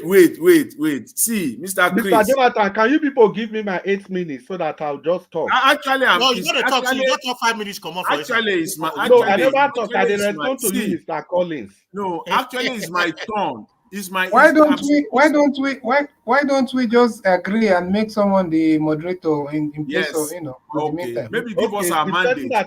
Give us a mandate. Mr. Collins, you don't talk. So the next person is supposed to be Mr. Jonathan. Yes. So give us a mandate. Jonathan, if you can, give us a mandate. If you can, maybe you can help us out to be the anchor, the moderator here. Then I will start. I'll use my 8 minutes, and then you can. Some people have already talked. Oh. Yeah, I have spoken. I was the first person here. Yes. Mr. Collins has spoken. Then Mr. Jonathan will go now. Then after Mr. Jonathan, will come to Mr. Malik. After Mr. Malik, me come before Mr. Malik. I was on the show before Mr. Malik. Okay, Mr. Chris before Mr. Chris will come before Mr. Malik, and after Mr. Malik will come to Mr. SBD. Yes, sir. So let's go that way. 8 minutes, Mr. Jonathan. Right. Okay, yeah. Let's do this. And try to time him, man, properly. Yes, it's 8 minutes. Time is never our friend. So, today I greet every one of you. Anyway, the discussion has been going on already. I greet all those on the comment section as well. Please welcome to everyone. I greet every one of you. All the callers, those that have called earlier, I greet every one of you. Thank you very much, and and welcome. You see, what I really want to talk about today, from all the topics that were presented by Mr. Elvis, is the first one. I don't know, maybe when I joined the broadcast today, the first video I saw was when Madame Fasheun was speaking. I think she had this short video when she talked about Yahaya Bello, and then she talked about schools in United States, the standard of schools in the United States, comparing it with schools in Nigeria. I think I just want to dwell on that today pretty much, because what she said there is so profound, and she brought it out in a way that many Nigerians, especially those that are in Nigeria, they never see it that way. And as I've always projected, for me as a person, I know that Nigerians, especially the Nigerian youth, they don't know better. So you can't really blame them so much. You can't really put the entire blame on them. They don't know better. And because of that, the politicians are having feed day. They're having a feed day. They are taking maximum advantage of that weakness, and they want it to remain so. Please don't let these people know beyond this.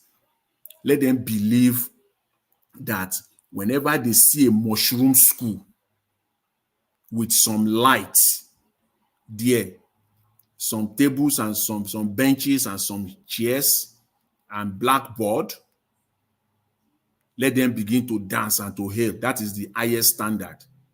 When they see a university, a mushroom university that they can call, they put a signboard, University of XYZ outside, and it's standing on a 300 acres of land, and you can do jam to enter the university. They have set up their standard.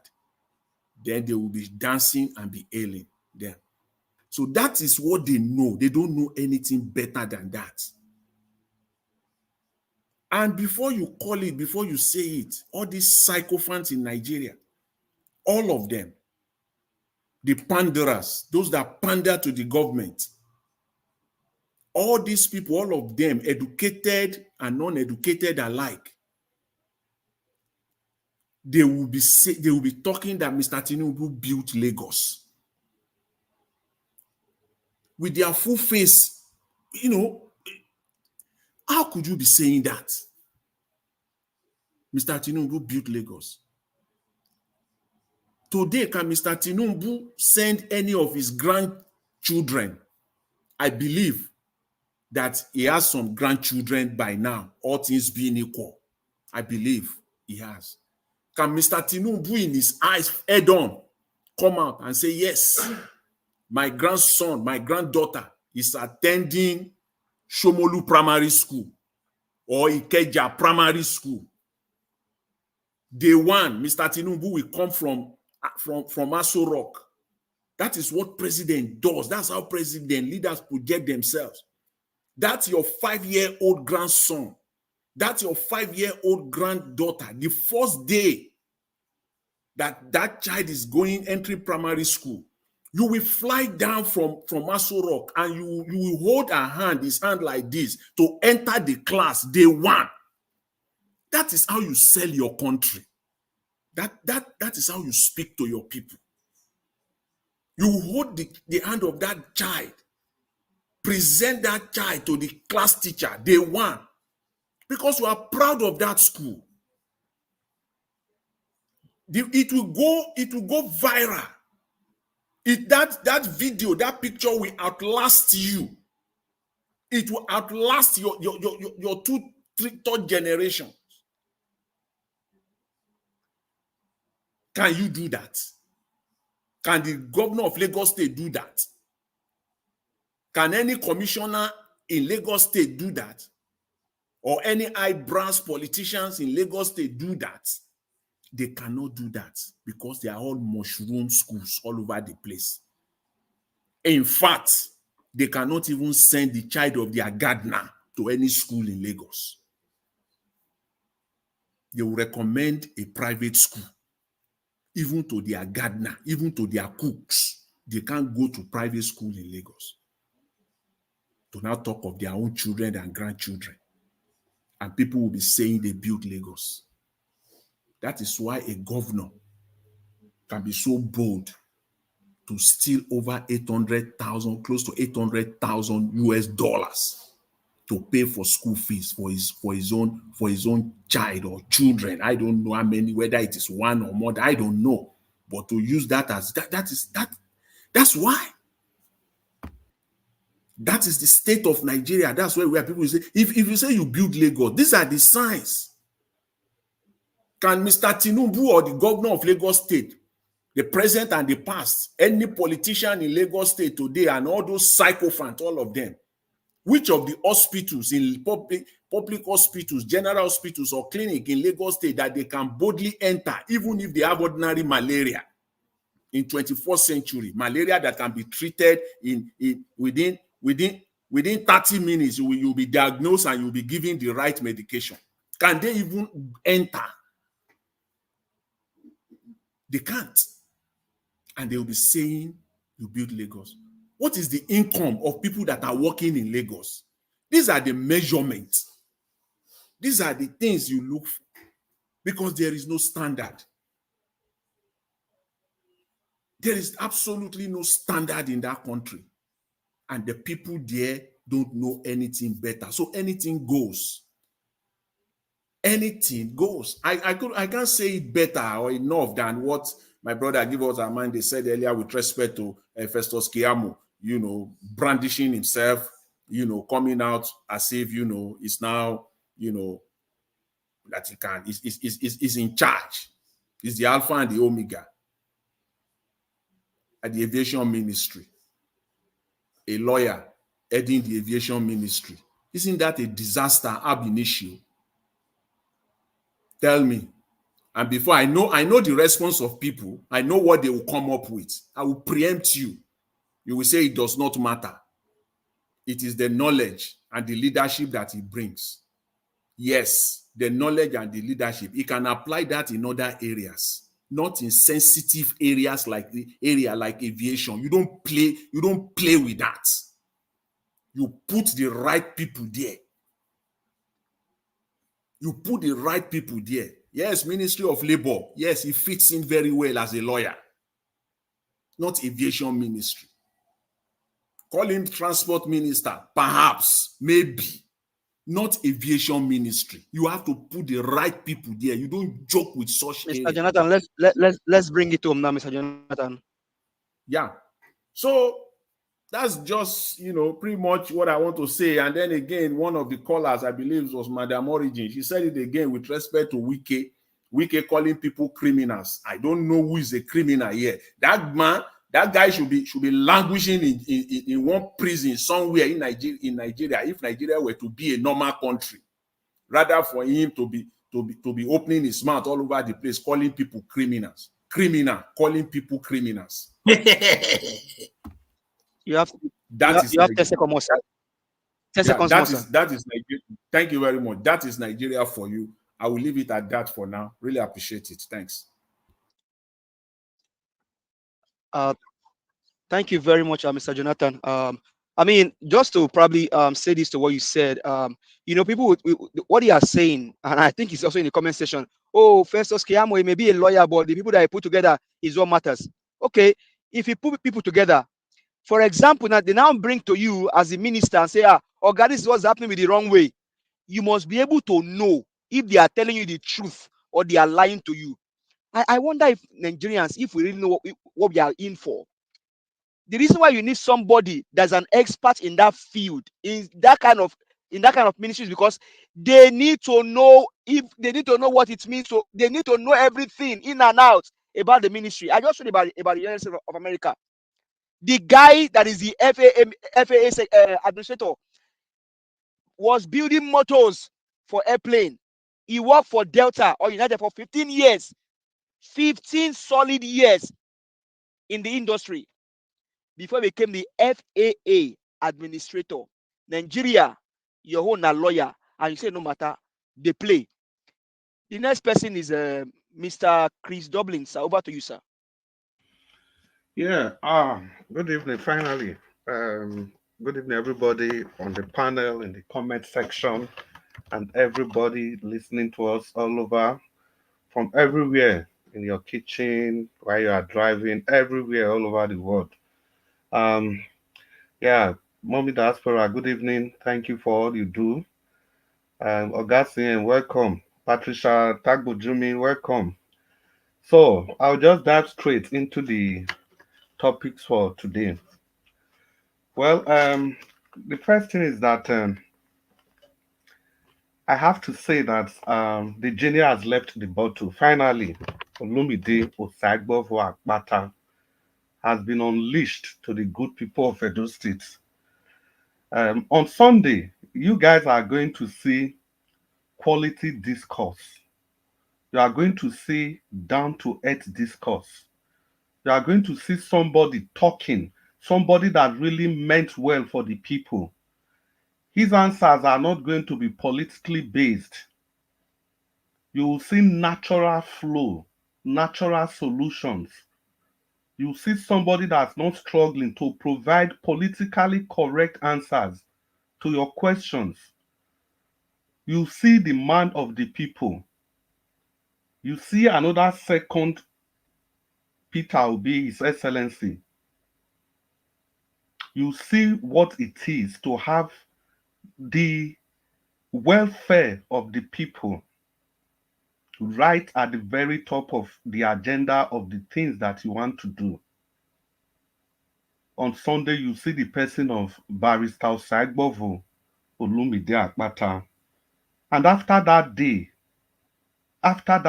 I'm very sure that most of us here will immediately stop talking about other candidates.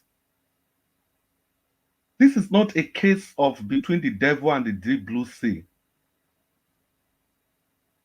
It is a case of the angel and the other evil.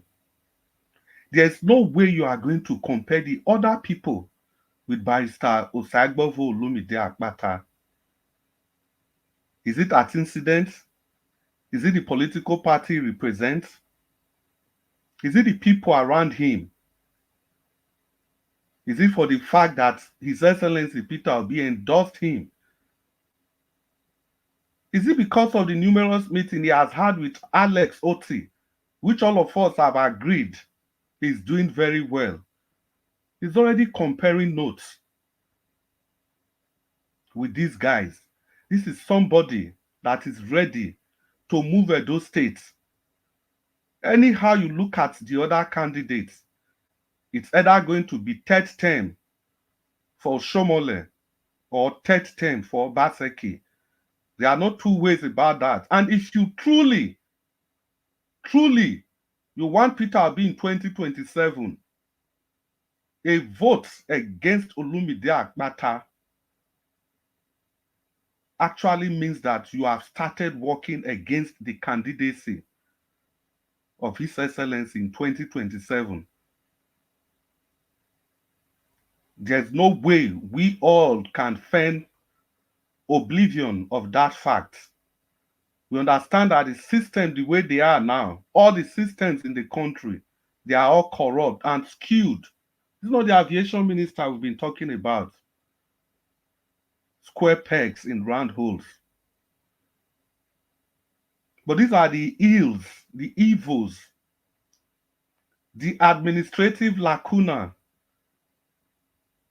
that Olumide Akpata will be bringing. The sagacity, the wisdom of knowledge is going to tap from the people above him, from the people that are already doing it, from Alex Oti and the team around His Excellency Peter Obi. This is the sheer resources Olumide Akpata will be unleashing on the good people of Edo State to take Edo State from zero to Mount Olympus. We must all open our eyes and be receptive. The issues are clear. We know where these other people are coming from, and we know where Olumide Akpata is coming from. The track records are there. It shouldn't be a debate. I don't like. I urge you before 12 o'clock on election day that day, deliver those states to Lumide Akpata, and we all will be glad for it. I'll move on to other issues. Well, for Festus Keyamo, I have to come back again to him. Unfortunately, we should just understand that yeah, we actually need to have somebody that is an expert in that field. But somehow, in the broader sense of it, the way politics work, and sometimes, even if Keyamo is not an expert in that field, but there ought to be people in that ministry with years of experience that ought to know what to do. Because the function of ministers are supposed to be supervisory to enforce the manifestos of political parties in every government agencies, ministries, and parastatals. Then Mr. Concerned, is it Concerned or Mr. Collins? I don't know. We are the one that said it before that election is over, that we should just forget, and let's forget what happened. You see, Mr. Collins, sorry, I don't know who made that statement earlier before. I think that was in response to give us our mandate submission. You see, that's exactly how we got to this point we are Yes, now. Mr. Chris, that was Mr. Collins that made that response, and it was a response to my submission. Yeah, I was right. So that is exactly how we got here, if you don't know. Because these people with uttermost impunity, they understand the mindset of the people. That let's do it. Don't worry, if they talk, then go tire. If they talk, then go rest. That is exactly how we got here. Even if it is 50 years, this mandate that was stolen, we will keep talking about it in every forum, in every political gathering. But that does not mean we are not going to move forward. We will be moving forward while remembering where we are coming from. There's nothing wrong in doing that. And that's why even in every developed nation, somebody commits a crime. The nation will move forward, but the responsible institutions, they will keep working. Even if it is 50 years, they still convince people after they are long gone. Because the institution must work. People must talk. You can't steal a national mandate and you expect people to talk for 1 year and keep quiet. We are going to we will write it for our children, for their children's children. The Mr. rape Chris, on democracy you have that about 1 occurs minute in this left. country. Sorry? Mr. Chris. Yeah. You have 1 minute left, so let's begin to bring it home. Oh, okay. That is just that. So, like I said, Mr. Collins will keep talking about, and there's actually nothing wrong in reminding the people where we are coming from. The only free and fair election, it was 1993. Even in 1979 that you referred to, it was rigged for Shagari. That was when this FCT problem started. Because there was also this two-third majority then of 14 states. Because they rigged it and they told the people to stop talking, that they should move on. That was why they repeated it again. After how many years? No, I didn't say they didn't ring it. I said it was better than what we Yeah, are it was better, but the better now, it wasn't in any way better. It was exactly the problem you had in FCT. They have to burn it and give that victory to Shagari. Because ordinarily it could have gone Awolowo's way. Mr. Chris, 10 seconds more. 10 seconds more to you. With my 10 seconds, I want to say good evening, everybody. Wait for the rescuer of Edo State, Barrister Saibo Volumide Akpata. Thank you very much. Thank you very much, Mr. Chris. My response to Mr. Collins would have been that if a thief steal your car, or maybe somebody kidnap a neighbor's child in your neighborhood, and now you now see the baby, they are taking care of the child now. I'll even not carry them see that car. I see that thief, he just can't detail the car, he can't touch and put if you see anything inside the car now, you go surprised. So since you don't do it, more just leave for they use and they go. I think I know so now so you go talk right until everyone face the consequence of their ill, the country can never get better. Somebody is on this channel today. His camera is always open. He said, and I quote, he said, Nigeria, why do we make law and still break the law? With respect to the election that we just had, we make the rule ourselves and we break the rule ourselves and we think that something good can come out. We just play. Mr. Malik, over to you, sir. 8 minutes. Okay, before it comes in, let me say something. You see, I'm not trying to say what we. You would have allowed me to you would have allowed me to either allow you the floor. Okay, go ahead. Hold on, sir. Let Mr. Hold on, sir. Let Mr. Collins respond. Hello, Mr. Malik. Hold on. 30 seconds. You know, go ahead, I'm not Mr. saying that emphasizing on the evil they've done is not it's not a proper thing. I'm just saying that until the systems that is making all this their evil perpetration to work out, until that place is revisited and something is done, we might not get a way to keep talking about it. That's what I said. All right, thank you. Yeah, okay, thank you, sir. Mr. Malik, Mr. Collins, can I quickly respond to that? See, hello. The system. Hold on, Mr. Malik, hold on. Go ahead, Mr. Chris. Yeah, the system, you don't understand the problem. The problem is that the system cannot regulate these things you are talking about because the system itself is also rigged. That is why you have the likes of the Chief Justice of the Federation. They use that system to deny Peter Obi his mandate because they know that it is only somebody like that that has zero vested interest in what happens apart from the upliftment of the nation. That was why they prevented him. That is why the electorate must stand up. That is where I'm going. That is the thing. The electorate, did they not stand up? Okay. They stood up in Lagos. The electorate thank you, Mr. Chris. voted, but the system Mr. Chris, thank you. denied the electorate the results. Mr. Chris, thank you, sir. Mr. Chris, thank you. Thank you, sir. Let's allow Mr. Malik to come in now. Mr. Malik, you can come in. You have 8 minutes. The floor is yours, sir. Go ahead, sir. Okay, thank you to having me. Greeting to everyone in the panel. Can you hear me, sir? We can hear you. Go ahead. We can hear you. Go ahead. You have 8 minutes. We can hear you. Okay. I want to quickly comment for what Tinubu said about to end drug and human trafficking. What did the Nigerian government provide for the citizens of Nigeria? Nothing. Now, you don't provide anything, job opportunity for your citizens. How can you end human trafficking or drug aspects? One, look at other nations. They provide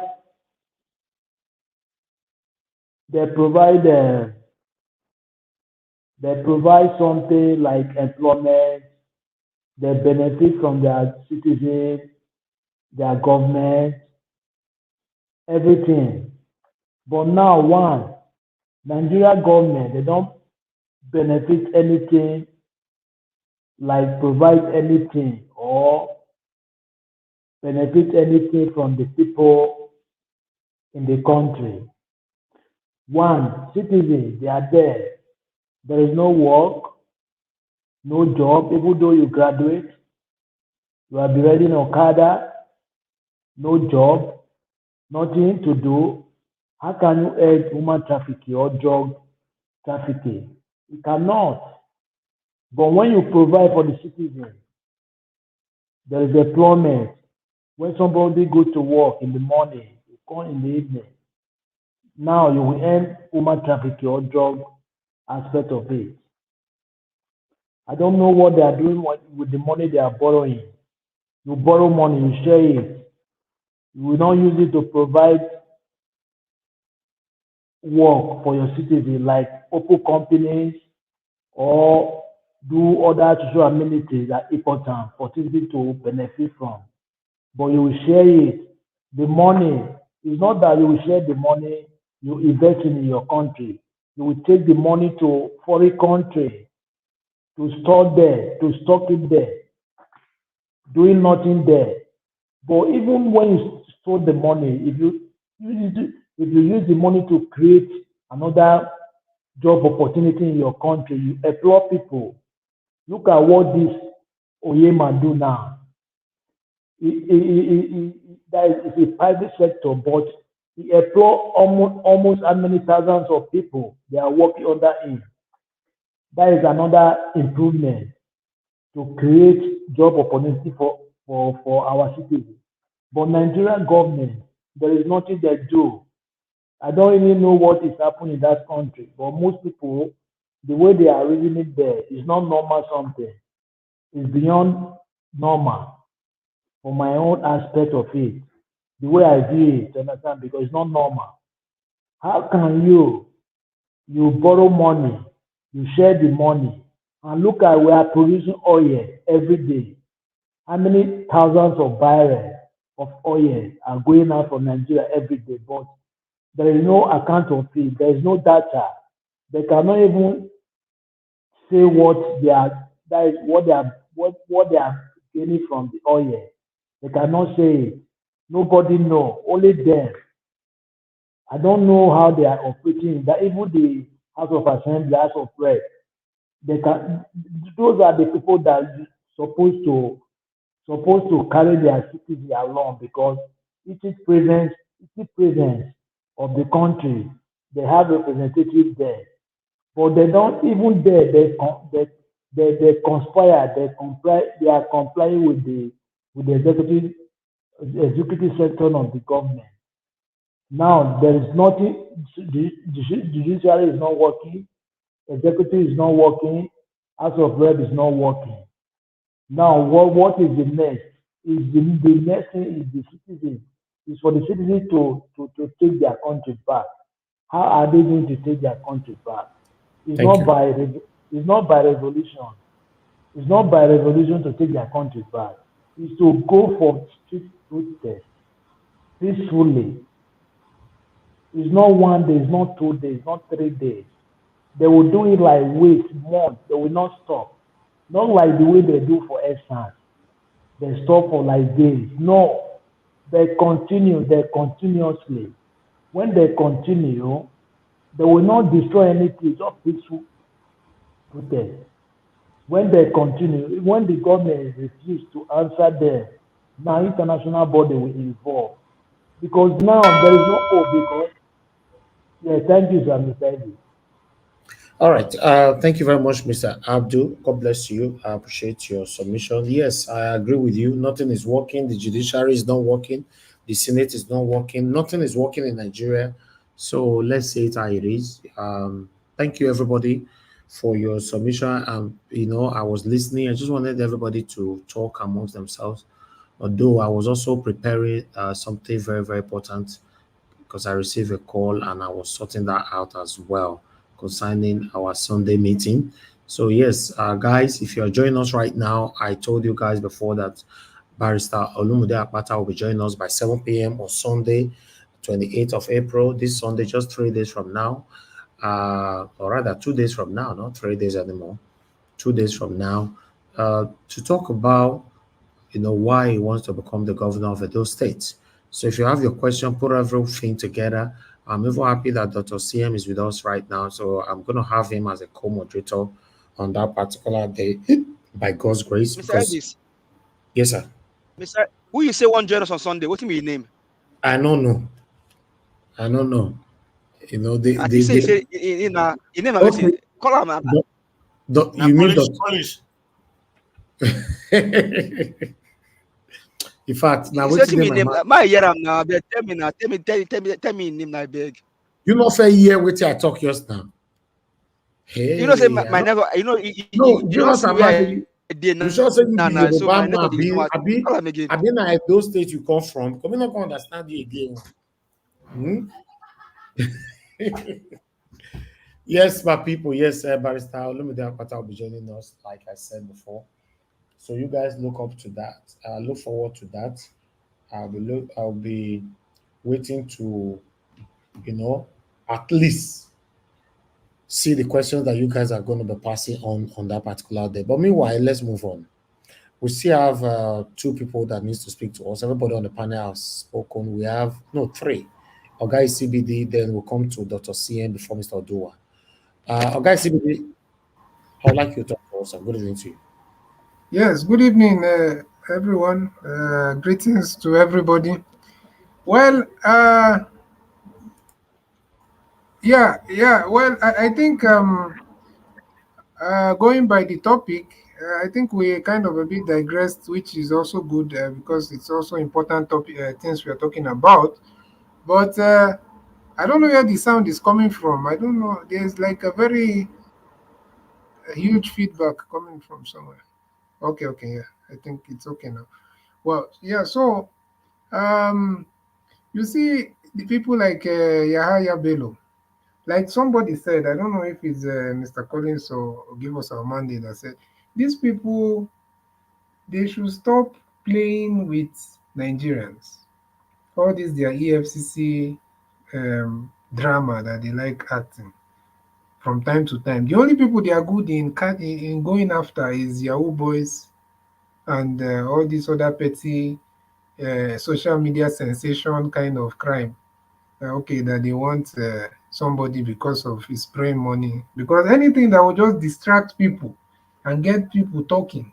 So I don't know, there's a word, there's a term for that when people are only going after, it's kind of a populist way of fighting crime. They just want to go after anything that will make people talk and portray themselves as if they are actually doing something.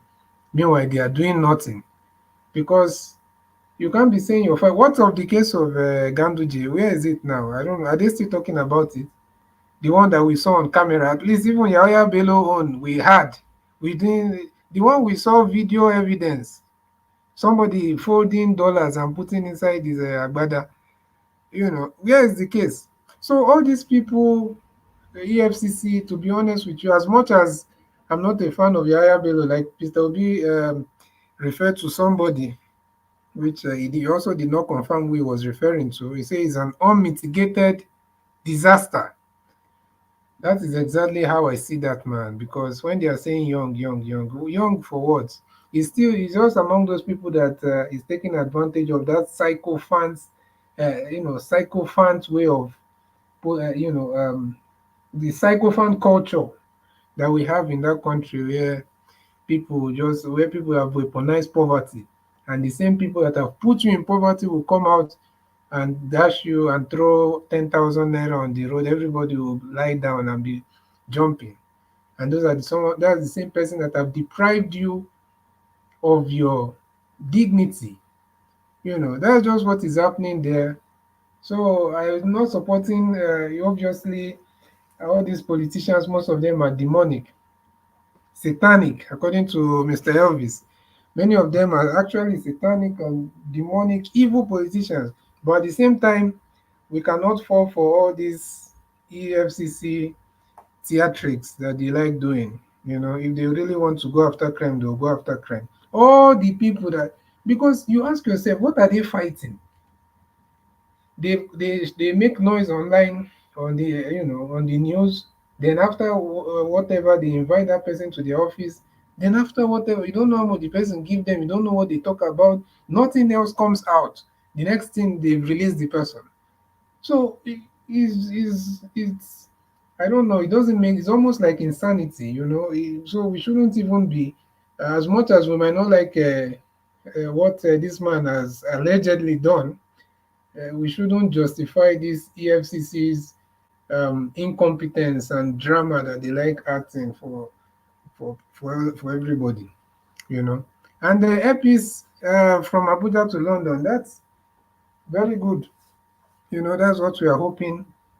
The man, to be honest, Alain Onyema and earpiece the man is a revolutionary, to be honest, because so many people have tried these things that he's doing and they did not succeed. So many people.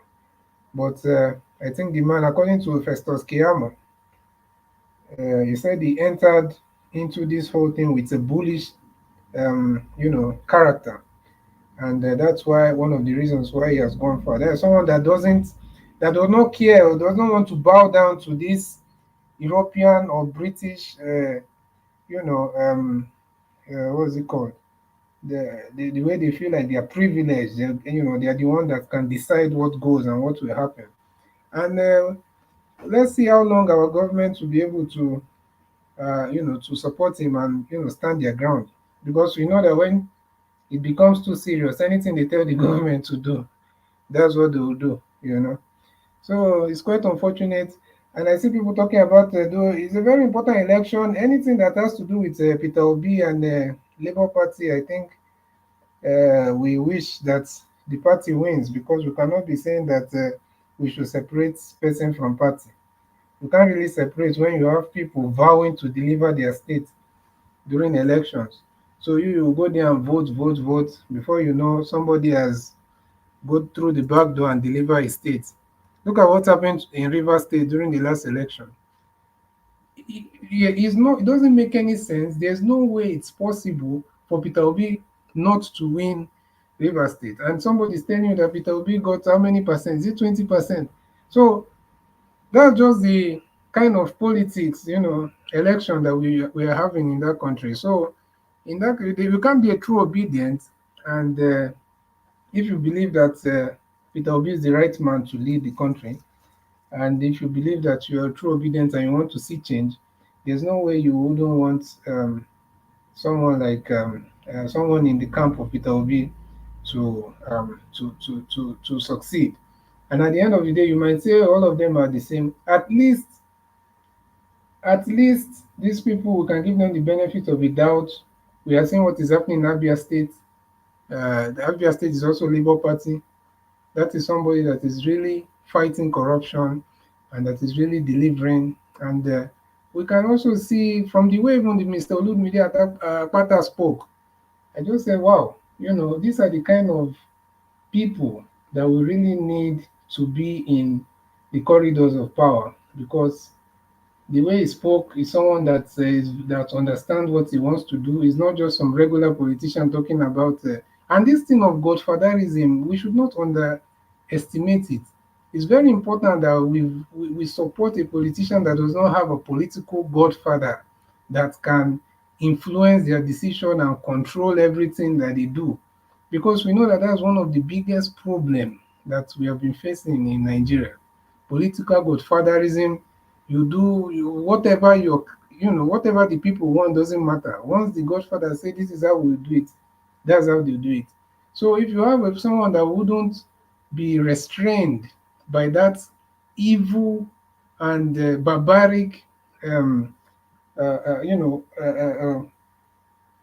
behaviors, then we should be able to support that kind of a person, because we are just saying, at the end of the day, political godfatherism is a real thing.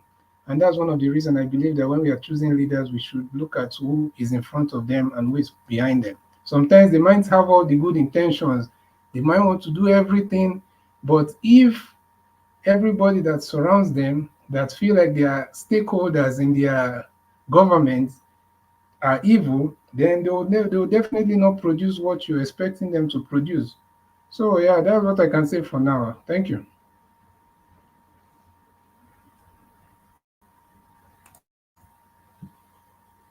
Hello.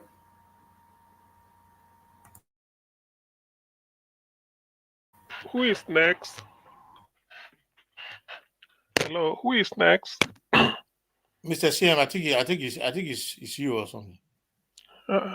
No, what of Udu? I thought I came. Okay, really? Undubidi has spoken. Okay, CBD has spoken. Give us a Sorry, mandate to do it. CBD. So it's Sorry. only me left now. Okay, good evening, everybody. Please, I greet everybody. All protocols duly observed. Niger Watch, thank you for the opportunity. Once again, we gather here to see what we make out of Nigerian situation, and for those listening to us. I think three things on the menu today. Probably I got it on. Yahaya Bello and the EFCC. Hey, another soap opera. That's what I will say it is. You see, the thing is, if I say I do not trust EFCC, let us leave Yaya Bello first. Let us leave Yaya Bello. If I say I do not trust EFCC, some people might say, why shouldn't I? After all, look at the expose. I don't.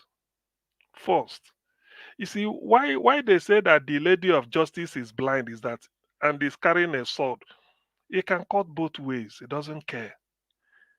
The first professional mistake, if I will ascribe the word professional or blunder by the FCC chairman, is to even say he invited, what is it called? In short, he's giving the man a soft landing.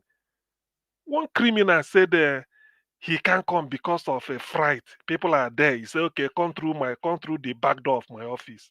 You don't bend the law. You don't. Never.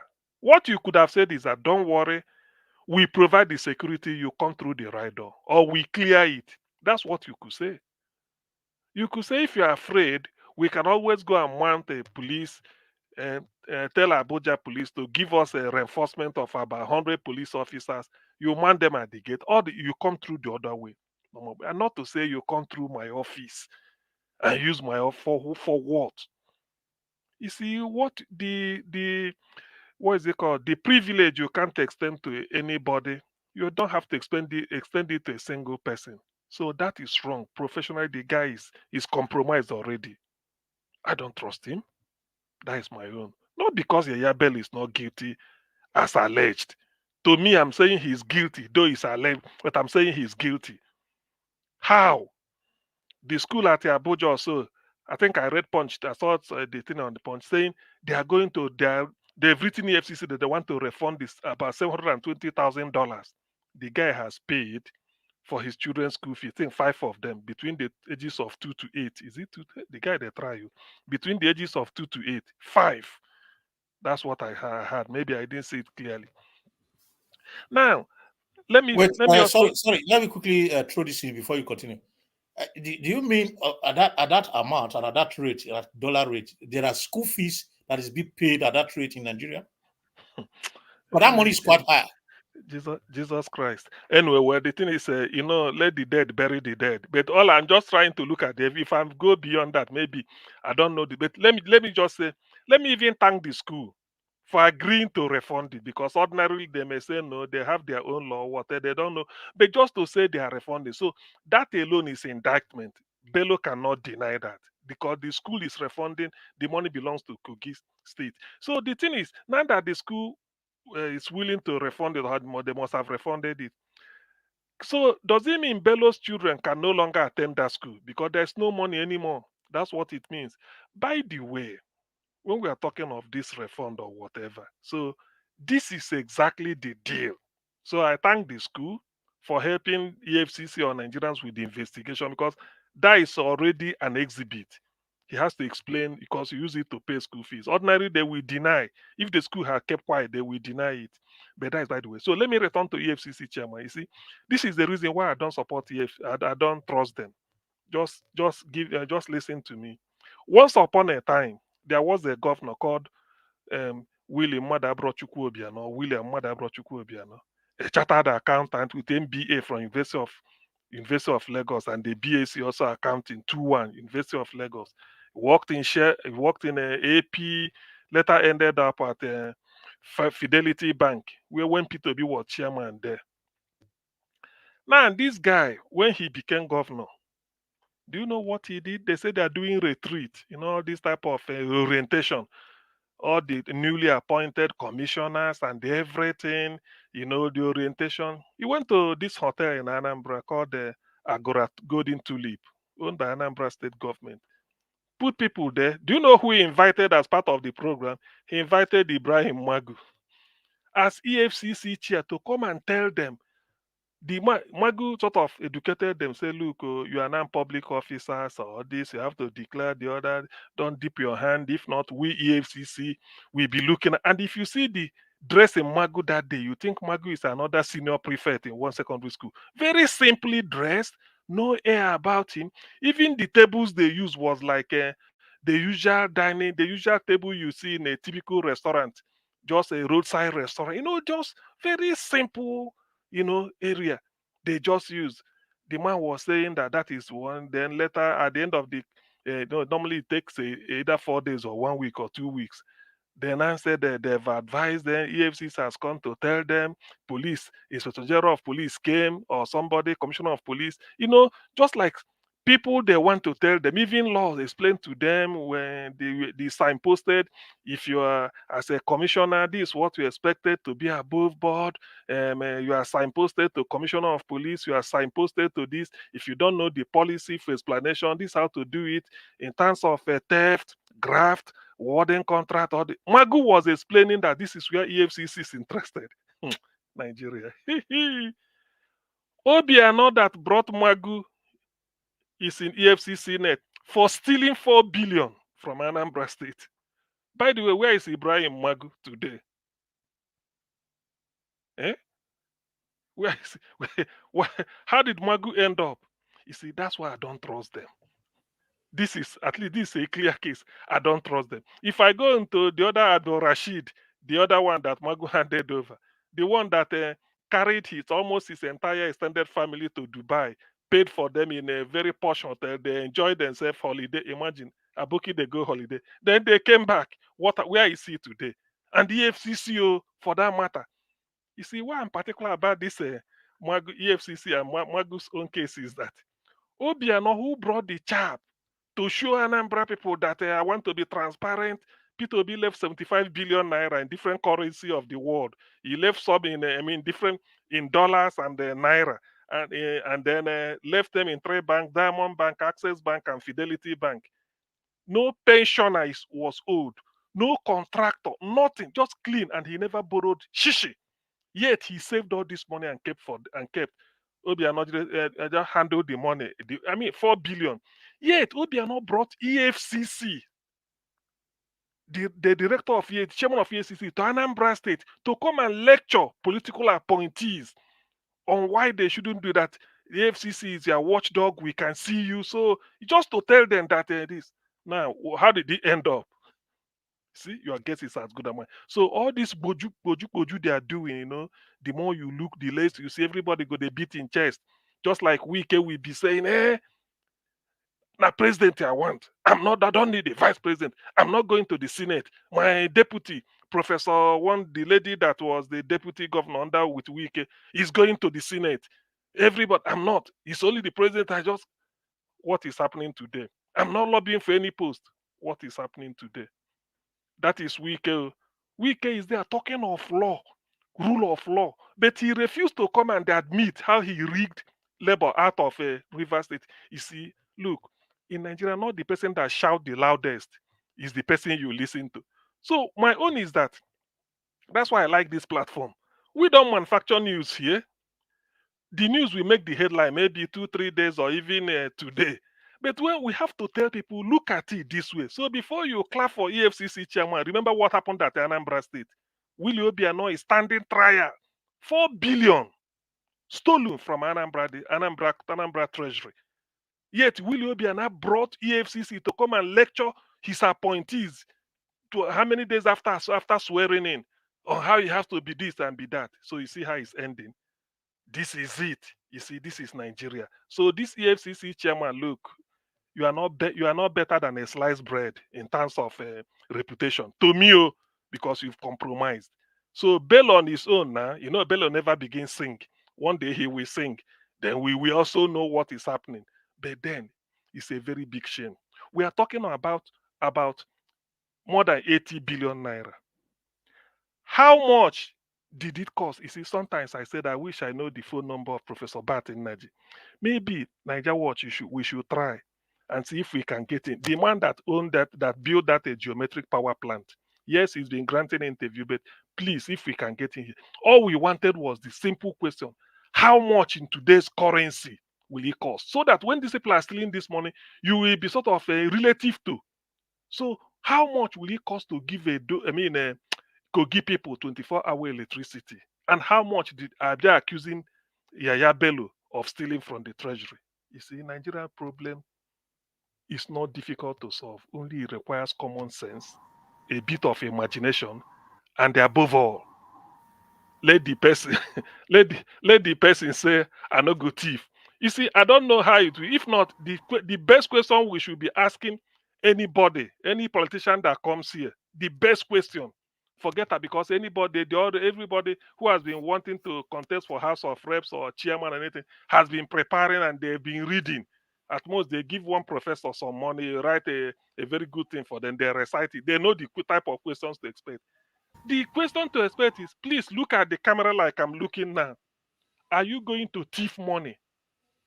It's a commitment. Tell us yes or no that you can never thief money, so that we will tell EFCC that this person say he won't thief. And we know they will answer that question, because that is the problem with Nigeria. Look at when we talk of there's no power supply, and you imagine how much Yaya accusing Yaya Bello of. Eh? And again, one thing, this Yaya Bello issue, I know it's a developing case. We'll be discussing Yeah, it as time goes on. Yes, please. I'm saying just to add very briefly, you see, this Yaya Bello, the EFCC boss said that the man told them to come to his village, and this is Yeah. the same person. This is the same person that they are declaring wanted. So that means he has told them where he is. So why have they not gone to the village to Why get they him? not get it? Yeah. You see, that's why intelligence should have. The man should have said, "Oh, okay, that's okay now. Just which time are you at home? When you go there, invade the place and carry the idiot out. That's all." Are they But afraid of the village people or what? well, anybody, the thing where person sabi, other person sabi am. That is the thing. Nobody They is will go there, immune. they will see him there. Nobody I is think immune. So interview. Can you hear me, you sir? see, yeah. So he said they want to interview him. So he told Mhm. them, he said they should come and interview him in his in his state, In his because village. yeah. So he said, so, and the EFC chairman now said, he even told him that he will give a back door to his own office. You allow him a back door to his own No, office. it was when after offering him a bad door, so Yaya Bello feel saying no they safe through the bad door. So he suggested come to his own bedroom somewhere in Kogito. It's even opportunity. You carry police, you carry before you know you circle the just carry No, he didn't bundle say the back. he didn't say bedroom. He said he should come to his village. Yeah, it's Okay, village. now Market Square then go do am. I been at one street. Not be bedroom now. That is the thing. So you mean say if you go to a village, you go just there Market Square where everybody go they buy akara, they buy guguru, they buy granite, go they see them. You go carry and go somewhere. So the thing is that it's an opportunity that 24 hours, the whole place. You see, Nigeria, yeah, we lack brain. Oyibo man, they use intelligence, they do things. Can I And can I can I we say something, sir? Imagine when Donald Trump was asked to come to to come to court here, and he said the judge should come to his house because he's the ex-president. They told Donald Trump that Oga is it. If you don't go there, you will go to jail. You are going to. so so He had to go and so show up so there.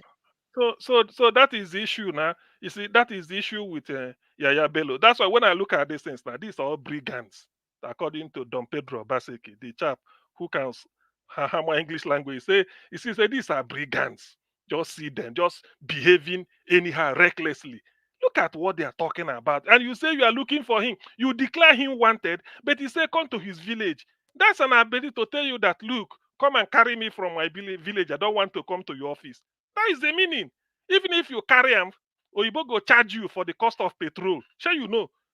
And the cost of the security and time, then go charge and say you have to pay all those things. But after they don't catch you. So you see all these things, like when they just talk and you just look and say, look, all these things, I don't know what they are related. They are taking Nigerians for a ride. That's why to me, this CFCC is another soap opera. We go see how it go move. What of Abdul Rashid, man, the one that ate pensions money? So many people have been going in and which chairman of EFCC has not been booted out because of corruption. Which chairman? All of them. So he just maybe some people say whether a plea bargain when they come through the back door. But I don't want to speculate. I face facts or what is in the public domain. That is what our analysis I'm making based on that. So the man has compromised. Remember that EFCC went through Rochas Okorocha's roof, break it. Oh yes, people have said that that is illegal. You cannot perpetrate that anymore. Let that be a one-off issue. I agree. But in this case, leaving Yaya Bello and then this thing, one Yaya will now open his mouth and then sing. By the way, talking of immunity, let me now add this to talking of immunity. This immunity self, whether they give governors, is it immunity for only the governor or for anybody who just run enter governor's compound in a state house? Does immunity if you they pursue thief now and the thief they run kitty kitty kitty, he went to local Chena Lugard house and they call him. He jump into Lugard house. So immunity don't cover him because of that is the residence of the governor. It's immunity for anybody that is in the same car with the governor, or anybody that, even if you are eating drinking Gary with your governor, then you are nobody.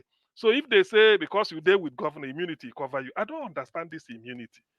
I don't No, understand. no, Mr. Sia, they smuggled him out. They didn't bring him. They didn't see. They smuggled him. They must have put him in the boot or somewhere. Yeah, whether I put him inside tire. So, but the thing is this, the thing I want to say is this: that governor should be charged for being an accomplice.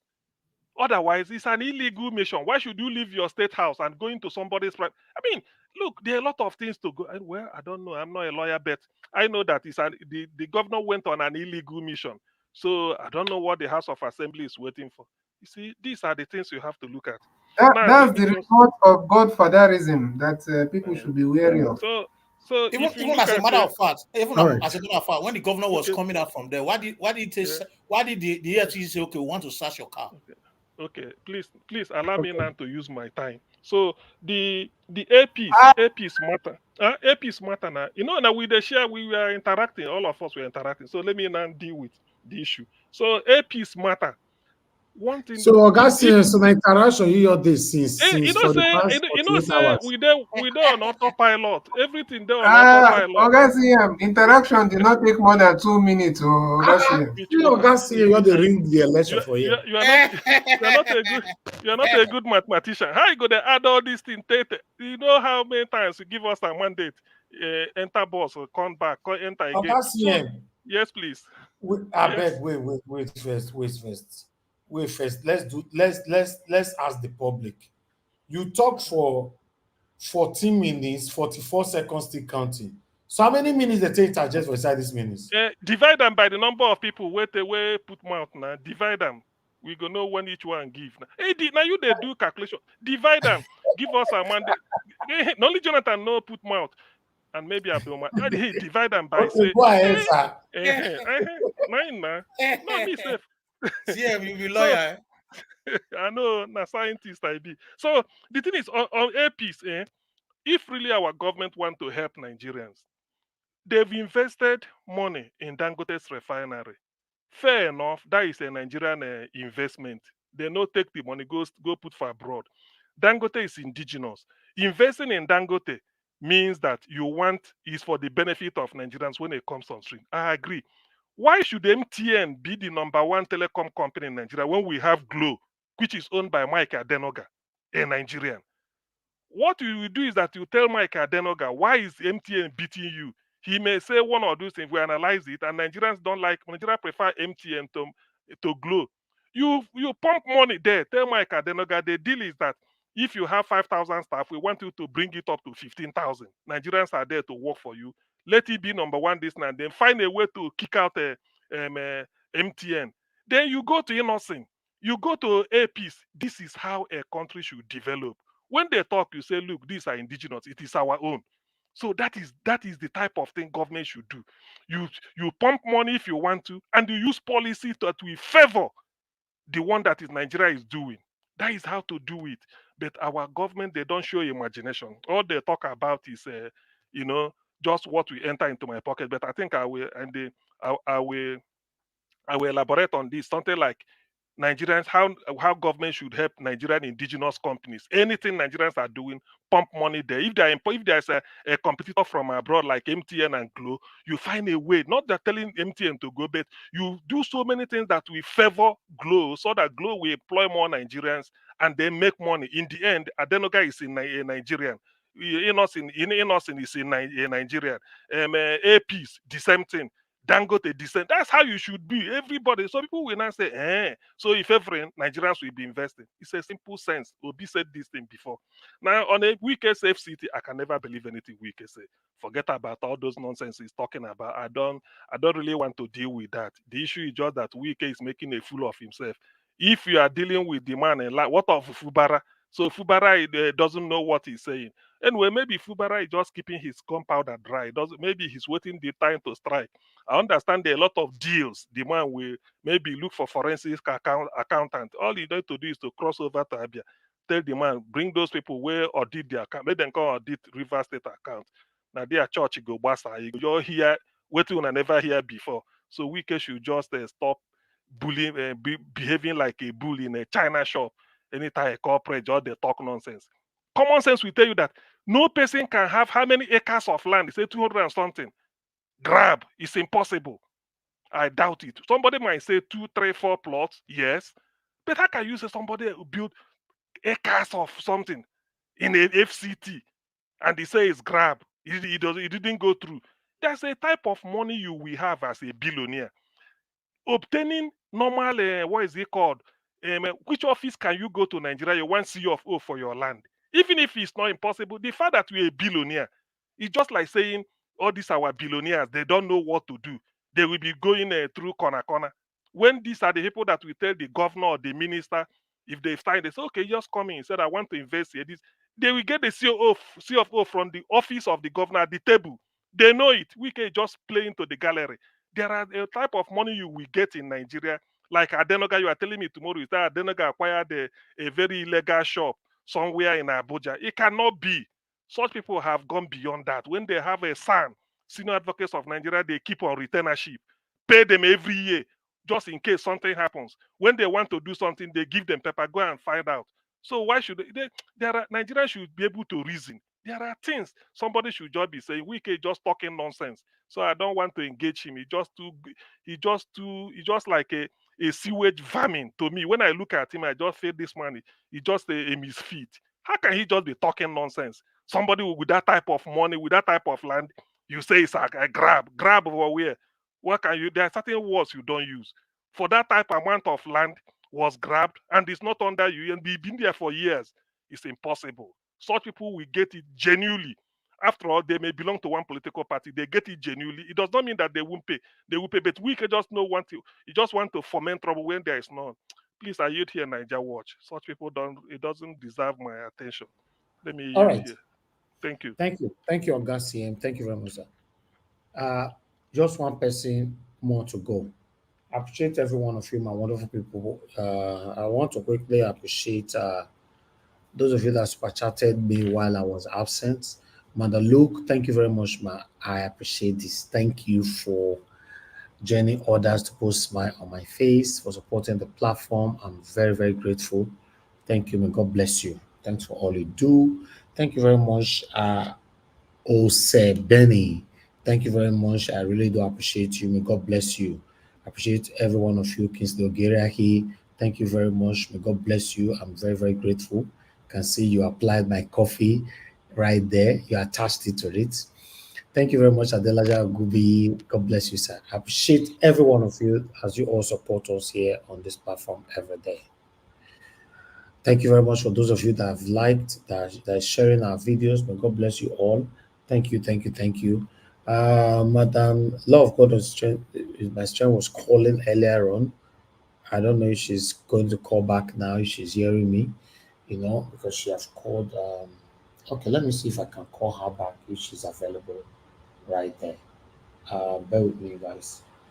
Law of God is my strength. If you're hearing me, I'm returning your call quickly so that you can speak, so that we have the last person on the panel. Thank you, ma'am. Good evening to you. I'd like you to talk to us. I think you called me back. I was really sick. I remember I told you. Yes, I understand. I was very sick. I was rushed to hospital. I'm really sorry. So sorry. I guess you are better, getting better. Yeah. I'm getting better. I just want to, the last time I called, yeah, I want to encourage all our Edo brothers and sisters. Please, I want us to be careful. We don't want to choose people because of their, how am I going to put it, their degree, what they have done in life. Let me tell you, some politics is not about what you have done, whatever you are, whether you have a degree or not. It's not. To run a great state, it's not about that. I want us to be very, very careful. My brothers and sisters, please, let us choose right. For me, while I'm looking at Olumide Akpata received. I'm looking at it that because it's with Mr. I don't want to use it as a criteria, but I want us to look at it in a way that anybody that is involved with Peter Obi, the person will not go wrong. That's what I'm looking at. Please, I'm not telling you who to vote for or who not to vote for, but I'm saying that we can do better. We can make a change. A change can happen in our own state. Because Edo is my own state also because I'm from Delta. We are the same, old Bendel. So please, let us look so that we can have a good road. We can have things that we too are proud of. Look at what is happening in Abia State. We need it. Please, let us Thank you. choose right. And that is for me, is Olumide Apata. Okay. Thank you, my brother. Thank you, Lord. God is my Thank strength. you. God bless you. I wish you quick recovery. Thank you. Yeah. Thank you. Thank you.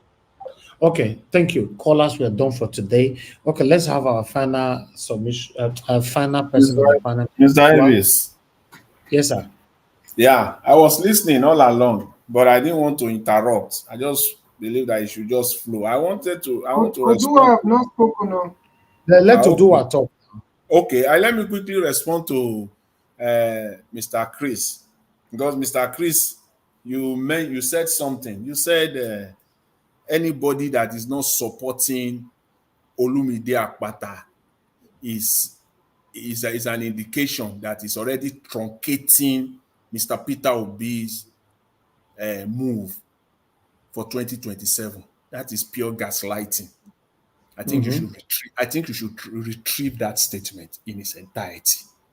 You can't gaslight anybody now. What do you mean? If anybody don't support, let me speak for myself, and anybody who care to listen or who has the same like mind like myself, if I decide not to support Olumide Akpata, has nothing to do with me supporting or not supporting Mr. Peter Obi going forward. I'm basing my belief or my understanding or the candidate that I will support in Edo State based on the knowledge that I have of that candidate. One, based on my knowledge of Nigerian political terrain. Two, based on the political party that candidate is coming from. And finally, based on the commitment that candidate is going to tender and offer. These are the key factors. Yeah, to add to what you have said, those candidates that came in through Labour Party that are in the House of Reps and Senate that are decided to truncate No, I'm not romancing any candidate. I just want the best for Edo State. I want the best for Nigeria as a country. That's all I want. So if Mr. Olumide Akpata comes and he met those criteria, why not? Of course, I will support him. But if he's lacking in any of those I know that is at the end of the day, I won't be able to come out loudly, clearly to criticize him. Okay. Then I will have only shot. Okay. Let's move on. Thank you. Can we move on? Please, let's move on. We have somebody on the panel. Mr. Dua, it's good to have you on the show, sir. Please talk to us. Good evening to you. Thank you, Mr. Najawash. Good evening, and good evening, all the panelists. Good evening, Mr. Moderator, Mrs. Moderator, commenters, listeners, and viewers. Well, breaking news as the airpeace now leave Abuja to London is good. We thank God. See, if the Nigeria decide to know that they should think of their own first before thinking of bribe that the foreigner will give to them, I'll be very happy, because it's not to say for math, but because they say talk is cheap, but to do the do is what is difficult. Well, I'm happy to hear that. However, but it should not be only London, it should be other part of Europe, because I believe even Nigeria live in other part of Europe than the London. And well, since that is the first move, we are grateful to God and to the ancestors of our land who are able to raise a man who take a burden upon himself and said he will like to wash this negligence of our people. So I thank God, thank him also, and I thank those who cooperate as a leader, now call themselves government, to enable impossible. Only my prayer is for them not to crash his plane the way that crash Benediction own. So that is what I pray.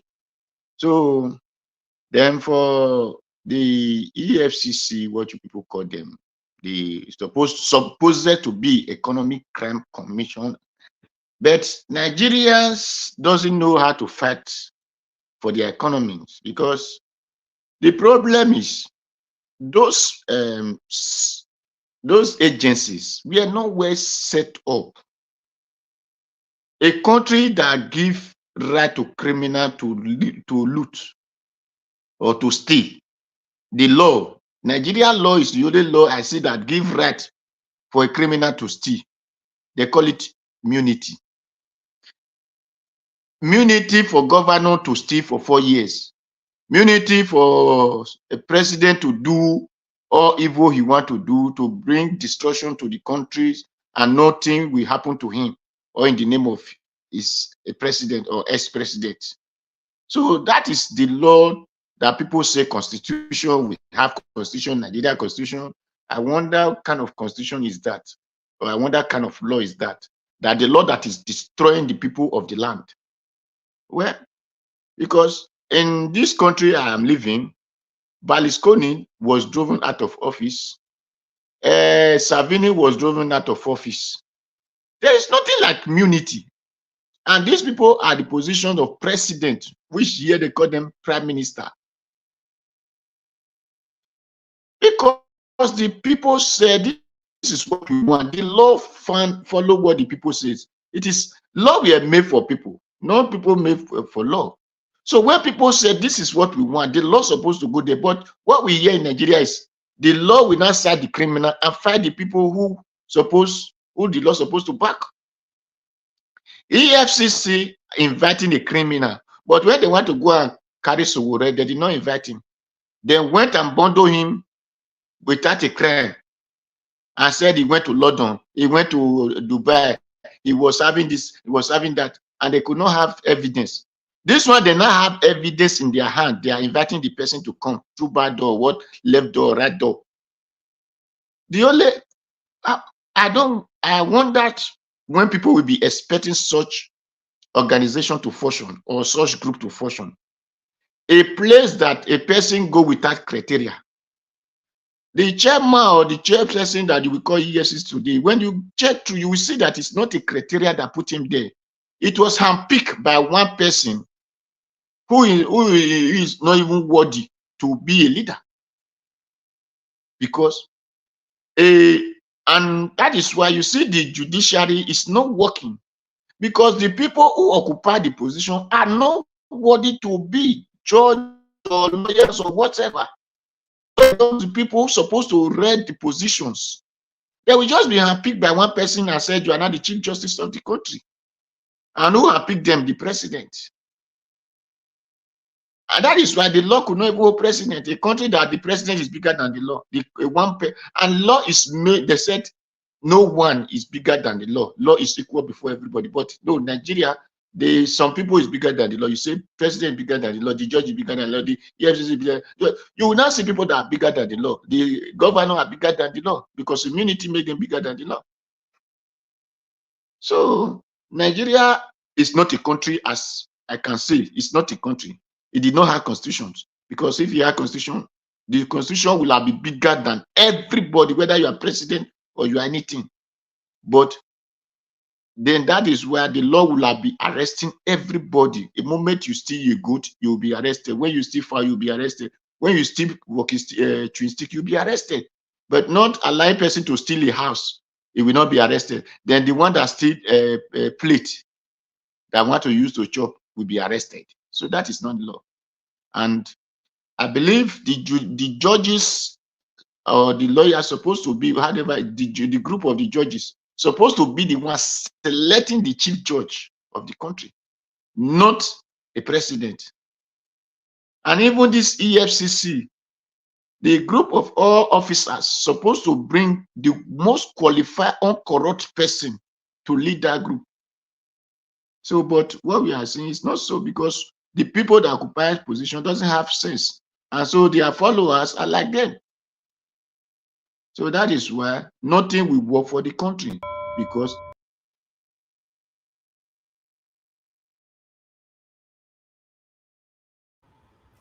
Mr. Do a round up now, or you just met it. because I hear Aladura Bedoric. So he's always doing that. You just prompt to meet, bum. So that is why. That is for me. I don't really. So if it comes to those state elections, so I will have something to say. But for now, I don't have any other thing to say since the bear have drank. Thank you. Thank you, thank you, thank you, thank you, all my people right there. Now, God will bless you now.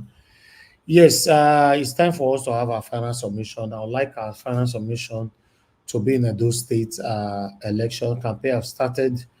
This is the opportunity for those of you that already choose your candidate to start campaigning for your candidate.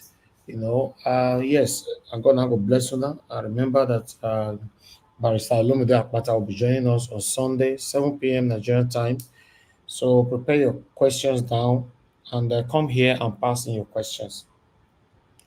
And for those of you that want to send in question as well, remember that you can, but we might not be able to showcase all questions or pass all the questions to him because on the panel sometimes before people will call in and all that. So I just hope nothing happened that particular day so that our broadcast can be smooth. Thank you very much, my people. I appreciate you all. I'd like us to have our final submission of 4 minutes. We're already almost 4 hours. For 4 minutes, tell us your candidate, or rather, talk about any candidate, but let's focus on Edo State. God bless you all. I'll start with the way you did for panel. I'm not going to start with how you came into the panel, because some of you have left, you came back, you left, you came back. So, but let me go with Oga Prince, then come with Mr. Jonathan. Oga Prince, please, 4 minutes, final submission. Thank you. Okay. First, what I want to say is that that day, the day we are expecting Olumide Akpata, I will try to make sure I'm around. Mr. Elvis, I will advise you, my candid advice, that you try and work on your part, the introduction, the question you are going to ask. Is try and see if you can make it a bit more brief so that you don't consume a lot of time that most of us will be used to ask some questions. I know you want to ask, some questions that you want to, bring out, but at least work on it so that we all can give space to, callers at times, because when most of them call and they don't pick you don't pick their calls, they look as if they've been neglected, whereas it's not so. So that is just an advice. So what I want to say about the Edo State election, me personally, I'm very very uh, skeptical about the elections of Nigeria general and Edo State in particular these days because in fact at the federal level and at the state level I'm not I'm very skeptical about it because of the process that do bring them in. There's no genuity, there's no clarity. So most time, I know people need to participate. People need to, when candidates are brought before us, we need to, see those that we are going to vote for. We need to exercise our franchise. We need to do the right thing. But I think the after every transition, the masses need to rise up. They need to rise up, and we need to start from our various local councils. We need to start from our district unit. We need to start from our home, our unit, council, wards. We need to hold people responsible. That's the only way they can deliver. You can't expect people to deliver when nobody's asking them questions. The Western world and developed world that we are seeing today and the developing nations that we are seeing today, they are doing that because people are there to to act as counter check to them. People are very aggressive about especially the masses, we need to get up and make sure we do the right thing. We play our part. And the only thing that is holding Nigeria backward is that the electorate are not playing their part. They just cast their votes, go home and sit down and watch. It's not like that. All the system that is not working is because the electorate are not getting up. That's why I love what Undubidi said, that people need to rise up, not demonstration, not destruction, not peaceful demonstration on regular basis, no matter how long.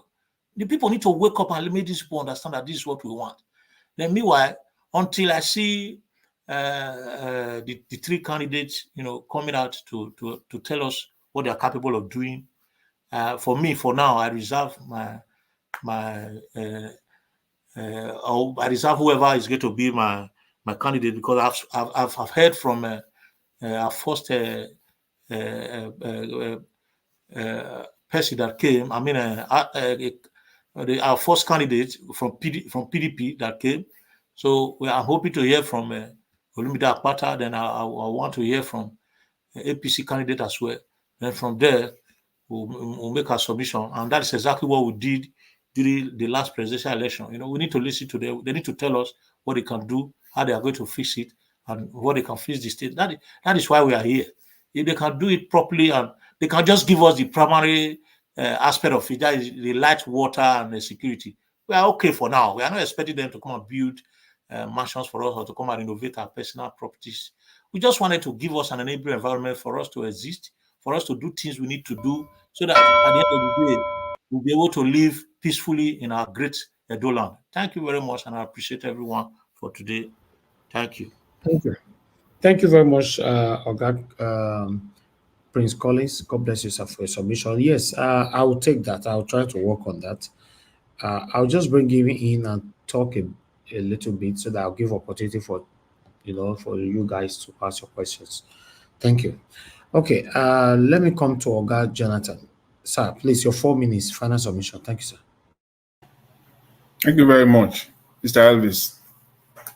Thank you. I really appreciate it. And thanks for what you're doing. Thank you, sir. I greet all the panelists once again, and those on the comment section once again. Thank you very much. See, I just want to say, since you said we should focus on the Edo State, I will try to do that. See, this is one thing, one key question, right? That for me, I talked about it earlier, but I will relate it to Edo State. Any of the candidates, this question, I'm bringing it out. Anybody we can go and think about it, or even ask him. I don't have to ask him this question because this is relevant. Anybody can come up with it. If you believe the question is relevant anyways, anybody can ask him this question come Sunday. At the end, if Mr. Olumide Akpata becomes the governor of Edo State, at the end of 4 years, his first term, or towards the end of it, will he be proud and ready to send his son to a public school in Edo State? Will that be his target or target? That I want to build Edo State primary school education to a level, to a standard where I can, as a governor, send my own child to that school or recommend the Edo State Public School. This is what we're talking about here. This is the kind of standard that we need, that we want in Nigeria, that we're clamoring for in Nigeria. The public school system. When Obama became president in 2008, when he was sworn in, few weeks after, he took one of his daughter, changed the school, and took one of his daughter to a public school, enrolled his daughter to a public school in Washington, D.C., hold his daughter like this in the hand and walk straight into that school. The pictures are still all over the place. Things like that will remain It's part of his legacy. He was proud. He entered a public school in Washington, D.C., the president of United States. That is what Adam, a governor that cannot commit to that, for me, I think we're still romancing and we're not ready. These are the specific challenges that we must confront them with, and they must be ready to deliver on this, because this is not rocket science. I believe, and if any of them is hearing, or any of their aides or their supporters or surrogates, these are the things you should be thinking about. That if you have the opportunity, the privilege to lead the state, these are the legacy you want to leave behind from day one. If someone like Mr. Peter Obi, what he did in Anambra State, forget about what somebody like Omokri is just, that one is. In fact, the guy is clueless. He doesn't even know what he's talking about. And I said it a few days ago when he came up with that rubbish. I pray that somebody like that will not even get near, not even to a local government councillor to lead in Nigeria, because it's clueless. What Peter Obi did in Anambra State, the standard that is set within the education sector in Anambra State, if all the states in Nigeria even try to meet 60% of it, I said it loud and clear, 60% of it, Nigeria educational system will not be where it is today. Because if you want to talk about it, we will talk about facts, the standards set, and the criteria that are met before you can say it's now the Anambra State became number one. Because we just say Anambra State became number one. What are those factors? What are those criteria that were met? You need to go and see them. Then you will know that he really did in fact, it has not been done in Nigeria before. Till today, it has not been done. So that is the standard. In fact, and that standard is still the minimum standard.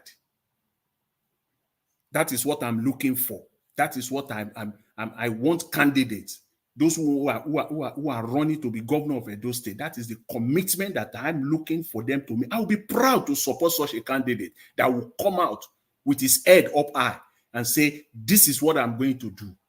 There will be absolute access to education in Edo State. No child will be left behind.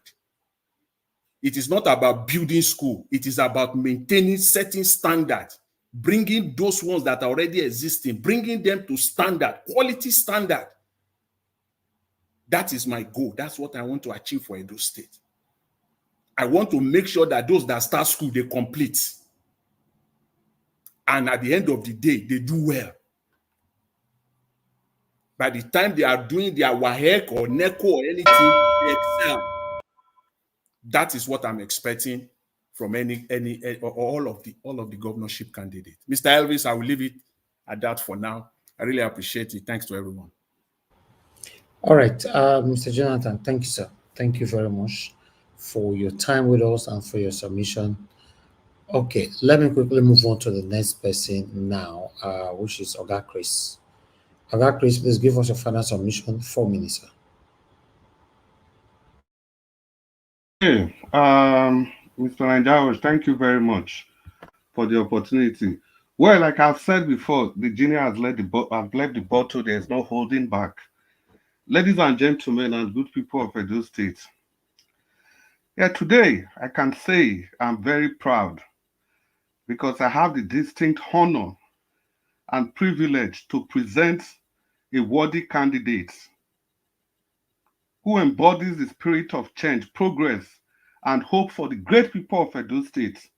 Of course, we know his name, Barrister Sagbovo Olumide Akpata, a true Edo born, a typical son of our great country, Nigeria. You see, in the face of the entrenched politics of the past, the 16 years of the destruction by APC and the PDP, Barrister Olumide Akpata offers us a bold vision for the future of Edo State. We must understand that he stands as a resolute advocate for the people, determined to break free from the failures of the PDP and APC, and ready to chart a new course for the development of the state. I want to assure you all, everybody listening to me, that from what I know about Barrister Akpata, he is a champion. He's going to press all our issues to the point that we get solution, from healthcare and education to creation of job and economic growth. I'm very sure he will work tirelessly to ensure that every citizen has the chance to thrive and succeed. And most importantly, note this, most importantly, Usagbovo Akpata is committed to addressing the critical issues in the state. And what are these issues? Mr. Alex has spoken tirelessly, eloquently about these issues. Mr. Naija Watch has fought for these issues in the past. He's still fighting those issues today. And the issues are namely land grabbing, which I doff my heart for Mr. Naija Watch. He fought this and he succeeded. The other issues, Fulani insecurity, touts, election rigging, disrespect for the rule of law, and traditional institutions. Mark my word, traditional institutions. Godfatherism, and the lack of respect for the separation of power. Good people of Edo State, Olumide Akpata understands that the challenges that I spoke about undermine the fabric of our society and they impede progress. And he is ready to work diligently to tackle all of them head on. But can he do this alone? Is he a juggernaut? No, he's not. Barrister Olumide Akpata needs your support, your passion, like the passion the good people of Edo State gave to Obaseki, which he mismanaged. Olumide Akpata needs this passion, your belief in a better tomorrow. Together, we can forge a path towards a better future for Edo State, where every child has access to quality education, every family has access to affordable health care, and every entrepreneur has the support they need to survive. So I urge you, my people, let's join hands together to make Barrister Olumide Akpata the next governor by 12 p.m. on election day. Together, let us build a future that we all can be proud of. Mr. Naija Watch, I thank you very much for finally bringing Olumide Akpata. I knew you did a lot to bring him. Thank you so much. And I'm grateful for the opportunity. Good evening, Edo Lights. Good evening, Nigerians. You know, I can quick continue already. Thank you. Mr. Chris, no one here. I tell you, people don't talk that He's a standard, Mr. Chris is a standard politician. I tell you. Enumerating. You know when somebody enumerate, you are enumerating. You know why you guys. You just enumerate all the problems of Edo State without tackling one conclusively how it's going to be dealt with. But you listed them all. That's what they do. They can all right, Olumide will tell us.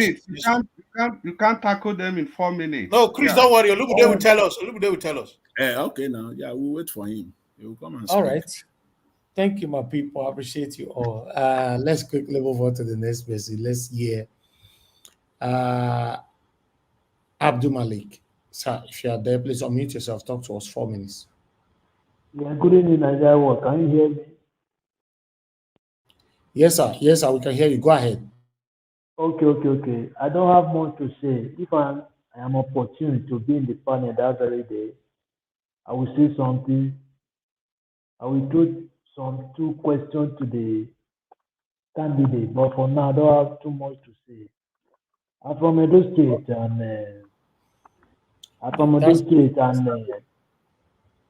hello? Yes, it's understandable, sir. Yeah. I'm from Edo State, and all I have to say is that there is no light in Edo State. There needs to any candidate that will be the next governor of the state, he need to follow Alex Oti, Abati governor state, to pull light in Edo State. And when I was in primary school, primary five then, Governor Oyego is the one that give us free education. Since then, there is no any governor bring free education in Edo State. It's very bad. Even the cement factory we have in Edo State, they sell it to private sector. They are not doing anything there. They are just playing there. I don't have anything to say about them now, but if I'm opportunity to be in the panel that very day, I will have some two questions to ask. Thank you very much. Thank you very much, sir. I appreciate you, Mr. Abdul Malik. Yeah. God bless you, sir. Thank you. Okay, let me move on to the next person, sharply. Oga in CBD, please give us a final submission, 4 minutes, sir. Yes, thank you so much for another wonderful, impactful, and enlightening session. Well, I think someone was speaking earlier and mentioned the Reno Mokri. I think people like that, to be in my own, okay, let me not just go too deep into that, but I feel like we shouldn't be worrying ourselves for people like that because, to be honest with you, not a matter of insult or not because I feel angry or anything, but I feel like the man is, there might be something that is not working well upstairs. If you look at the way he talks and everything and the way he behaves, so I wouldn't even take people like that serious. I think he needs help. He should go get help instead of making a mockery, of himself and his family and all that online. So then you see, if I'm Edo, not just because of obviously we are supporting Peter Obi or anything. If I'm a Edo person, I advise or I would recommend anyone that have not listened to, maybe you've not heard Olumide Akwata speak. I know we're expecting him here on Sunday, but if you've not heard him speak before, maybe you go to one of his interviews. I think it was on Channels TV. Then you hear the way he talked and some of the questions they asked him and how he addressed all of that. Then you should be able to just listen with an open mind, and understand that someone that is able to articulate, not just because of the grammar or anything, no, just the way he's able to put in place his points and the things he has in mind to do for Edo State and everything. I think every state deserves such kind of a person as a governor because he's actually someone that understands these things and personally is an outstanding person. If he's the only person that has ever become the is it the NBA president without being a senior advocate, that's an outstanding criteria, and that's not something that comes cheap. Yeah, someone might say, oh, there are other people that are also doing well in their various you know, other endeavors in life, and they also did not succeed in government. Yeah, that's true. But like I said earlier, this man comes without the baggage of godfatherism. It doesn't come with that baggage. It doesn't come with all these political party gladiators that want to just control the whole state and everything. So he comes with less baggage politically. And also, he knows what. Like, imagine when they asked him the question of how he's going to, curtail all the menace of is it human trafficking and all that stuff. You need to hear the way he answered, the way of defending, not making a mockery of his people, but also giving solutions to what they are going to do. That's someone that is sophisticated. You can tell that this man can reason. You can tell that this man is a deep thinker, and that's someone that has that kind of ability that you need to be at the helm of affairs of any, state. So we'll just say that we'll expect him on Sunday. Hopefully, I'll be around, and I think people should also be around, and I think everything will go well. Thank you. Okay, dokie. Thank you. Thank you very much, sir. God bless you, Mr. CBD. Okay, Mr. Odua, please give us a final submission. 4 minutes, sir. Okay, thank you. As for me, I would have just said let's Olumide come before I have anything to say about him. Because me, it is only a question if I will be opportune to ask that, because me, I don't really know any candidate that can make it, though, whether it is party, PDP, APC, NPP, NAPC, ECPC. Me, I don't care. What me, I care is let the person have the people in his heart and tell us the practical terms, because me, I'm not good in theory or objective. I'm only good in practical. I believe what I see, not what I hear. Or I believe things that move, not things that goes in spirit. So, and that is why I hate too much promise. If it is only one promise you promise, so you can fulfill it. If it is two, you can fulfill it. Not come and promise me 10 something, and you will not be able to do one because you cannot share yourself to 10. So when he comes, then I will know if I will push him forward for people. But for me, I choose Edo Central, a some person to be. And whoever that come, they have to. If I see chance to ask them question, that is when I will know. Thank you.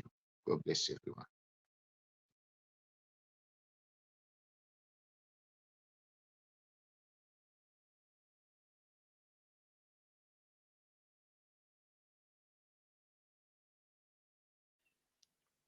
Who is next? I think it should be you, CM. Okay. In Your that your case. 4 minutes now might go to 40 minutes, Mr. CM. Well, they said the patient dog. So anyway, well, what I have to say on I think it's about this is that thank God on Saturday, I mean on Sunday in about 48 hours time, we have a guest, Olumide Akpata confirmed. He's a barrister, former president, Nigerian Bar Thank you Association, very much. Thank you. the candidate of the Labour Party. He come and make his case here based on the conversation we are going to have, which I'm looking forward to, barring all barring unforeseen circumstances. I expect it to go smoothly so that he will have his own time here, field questions. Like I always say, the question is about Edo first. What is the best for Edo State? Only the best will be good enough. So whoever is coming, that is what we are focusing on. We all know the problems, but the thing is, we're only trying to see who is up to the job, who can be able to turn things around. Not really turn, but just to at least give us I mean, just let me just say, just who is up to the job anyway. We know what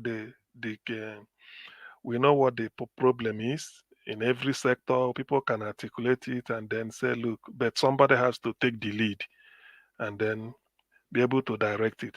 As per choice, I would really like to listen to him to hear what he has to say and then the way he handles the question. And then I will do also my own background check, not in terms of anything that as if it's not it's just to see if there are some of his information there are some information I may get that will help me to build sort of to project the type of person he's likely to be, his lifestyle, his background.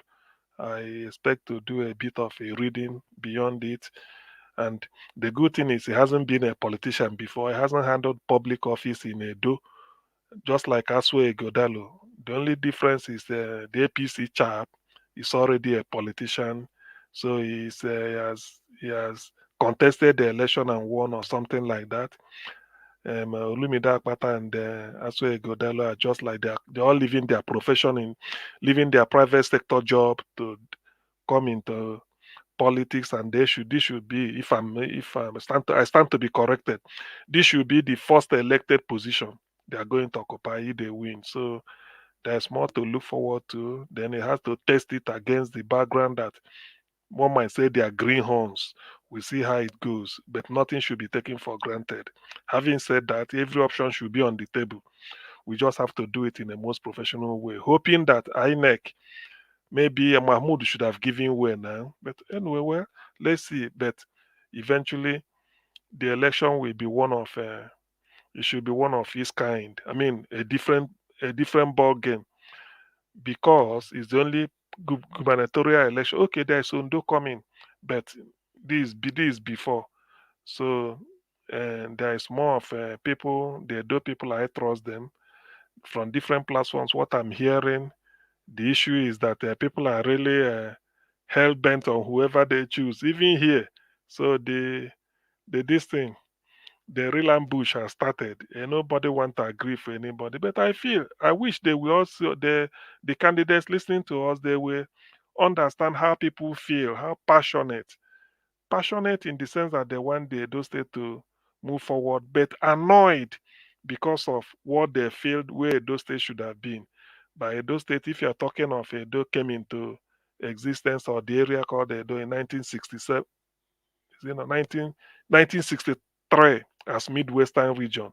Since then, Benin has been a capital, only bettered by Enugu and Ibadan and Kaduna. Otherwise, after Lagos, Enugu, Ibadan, and Kaduna, the next one is Edo State, Benin City. So Benin is number 4 in terms of seat of government.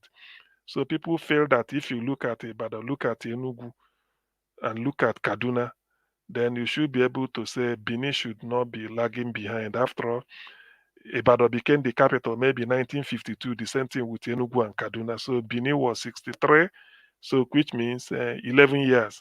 So such analysis, we help people to say, look, are we where we're supposed to be? If not, why?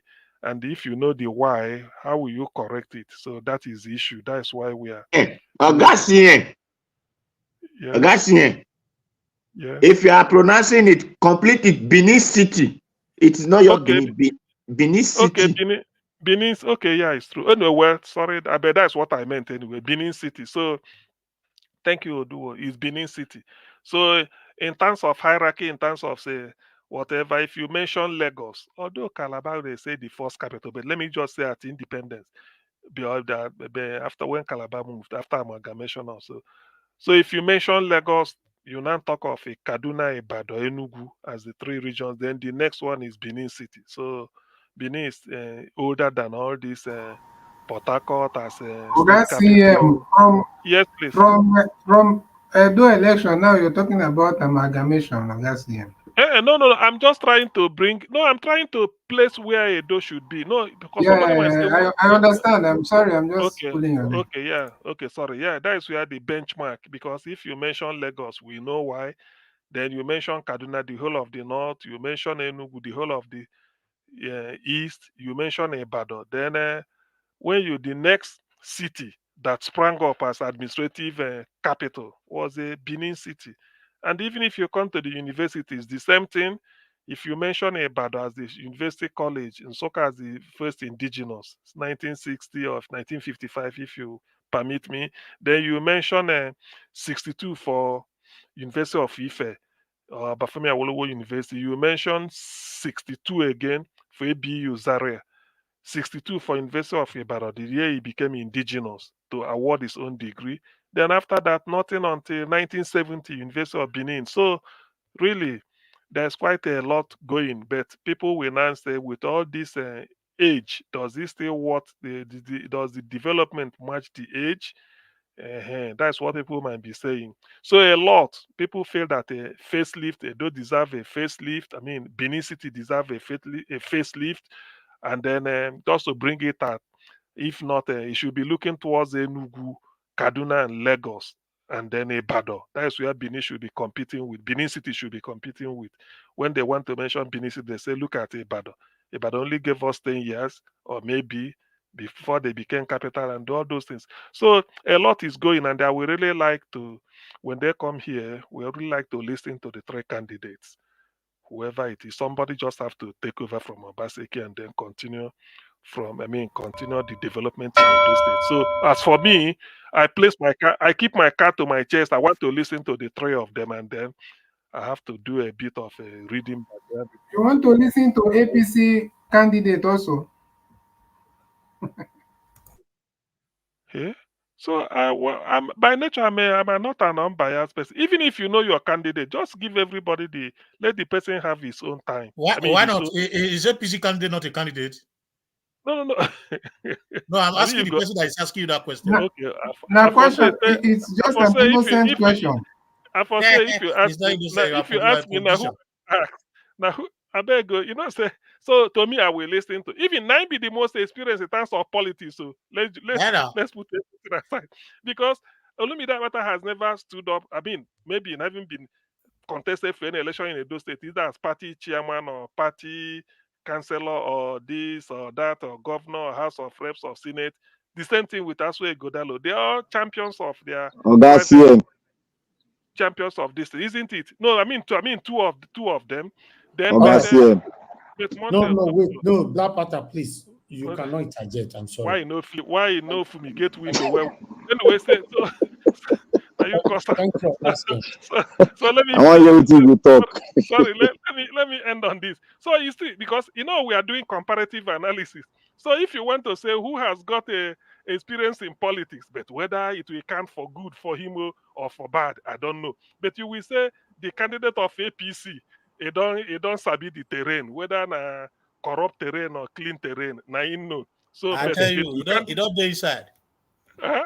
so you go say, I study, I Okay, don't campaign, I don't do. So that is the issue. So let's just keep an thank open you. keep an open mind and then approach to them as they come. Thank you very much, Niger Watch, for the opportunity. Thank you, Augustine. God bless you, sir. Thank you very much. Black Panther, you're just coming in right now. I'll give you 3 minutes to say anything you want to say. We are running up. 3 minutes. Yes, sir. We are running up now. You are running up. You give me the equal right to have 5 minutes now. No, you cannot. You are just. Why must you have equal right when people have been here since? I know people have been here since they've come the same way they have come, and you give them 5 minutes. You can't truncate my right. It's not You your can't right. truncate. Now. You can't truncate my right because yesterday people came in late. I 1 minute from your 3 Black minutes. Panther, 1 minute gone. Exactly. Now so we go do Nigeria. Now so Nigeria go survive. Black Panther, your problem be say even if they give you 30 seconds, you go begin greet everybody. So No, you got to give me my right. It's not 30 seconds. Just go straight to your point, sir. Please. Okay. All protocol observed. I greet you. May God bless you. Other people, all protocol observed. Mr. Moderator, Niger Watch, you are bringing in people, political aspirants, they are coming in. And I want you also to be very vigilant of people that will come and truncate your handiwork, which you have been building for the past more than 10 years. Because it is very, very, very important for you to monitor people, because Nigerian politics is all about bring one down and one go up. So please, I beg you, if anybody is calling in and that person is going out of line, please cut him off. If any of us is going out of line, please cut us off. Because this is very delicate. People want to throw people into the trash can. They don't care, but they just want their own person that they will benefit from get into power. As usual, the way we go. That's why corruption has been a franchise doing very well in Nigeria. I will say one thing. Everybody should know. I'm not here to preach the candidate. I'm here to preach the party. PDP, I've started with PDP, and I said yesterday, PDP has done a lot of 16 years of PDP rule. They've truncated and they've established the democracy of corruption into Nigerian system. And they've empowered the military to go everywhere and bring down the Nigerian people that gives power to the leaders. So therefore, I will say to you, in Edo State, you've seen what PDP has done, and you've seen where PDP, the son of a PDP son of APC came into PDP, and we're expecting something good from him. But what happened? The same virus that is in that has been roving around the Nigerian template has come into them, and what is the result of PDP in Edo State? We have not been able to carve out anything, just giving us the fundamental and the basic things of life that we enhance. We are building our own city by ourselves. They cannot be able to give it to us. Even the road they gave us is not a road. The roads in our rural area, which is not tarred, is better than the road that was built in a city, in a Benin city. My brothers and sisters, I will continue to preach on PDP. Tomorrow is my last day. I will bring in some other basic thing that you need to know about PDP. But mind you, all the 16 years PDP have ruled in the entire country, in Edo State to be precise, the people have not benefited. And if they have benefited immensely and they've done the fundamentals of giving us road, giving us pipe-borne water, giving us electricity, there it is in your own prerogative as an Edo citizen, as a patriot that want to see his own state excel and our monarch being respected as the head of the Union of Edo State. It is left for you to vote PDP or not to vote PDP. But I will stand with the patriots and people that means well for the Edo City, that means well, that respect our monarch, and our monarch want the best for us all. I will sit with those people that mean well for the state and look into the PDP from the day they were born and to the today they have landed in Edo State and made Edo State finish with the mess, continue with the mess the other political party have done to Edo State. Please, we need to look into this. We need to look, because you cannot separate a man from his political party. The reason why parties are being laid down is because men of like minds will come together and lend their resources and build a viral and a prosperous nation. But what do we see? They've come together as PDP, build a prosperous individual, and corrupt the entire nation and the city of Edo State. I will beseech you all to look into the party, because the party, the man that will get into power cannot establish his team without the party not influencing him, nor whether there's a godfather anywhere not influencing him. So the Edo people, this is my submission for today. Tomorrow I will end it up by bringing their constitution of PDP. Then I will move to APC. Thank you all. God bless you. All right. Mr. Elvis. Mr. Elvis. Yes, sir. Yeah, please. I have a comment on Mr. Black Panther's submission, and maybe he can respond. Mr. Black Panther, when you are saying that you are focusing more on the political party rather than the person, the candidate, what are you trying to achieve? What is the aim of that? Yes, the aim. Want to preempt, because at the end of the day, I believe that you will probably have shot yourself in the foot several times. Okay, I am not going to shoot myself on the foot. Neither am I going to say any other thing. But why I'm going that trajectory is like this. The Nigerian people have a memory. They have what we call, most of Nigeria, they have what we call lost memory. And you cannot separate short memory. And you cannot separate the party, because the party have a prominent role to play in the life of who leads a state or who govern a country. Because when you are choosing the platform to pick for them to navigate the political party have a 75% role to bring in who will sit in your cabinet. That is what is entailed in Nigerian politics. I must play that game with them. Thank you. Give us a mandate. You have 3 minutes. Final submission if you are there. Okay, give us a mandate. You are not there. Please, I want to give final submission. Don't Can you hear me? Can you hear me? Okay, you have 3 minutes. Final submission. Oh, thank you very much, Mr. Elvis. Give us a mandate. This is your strategy. Yes, sir. This is your strategy. Yes, I know your strategy. Okay. You want to campaign for your candidate. You want to be the last move. Mr. Jonathan, can you call his name for me, please? His name? I'm not. Yes. Give us a mandate. 1 minute. Name of who? My candidate. Thank you, Dr. C. Mahmoud Yakubu, you are talking about. Mahmoud. I know you know him. Anytime you know him like money. His name is Olumide Osavegbe Akpata.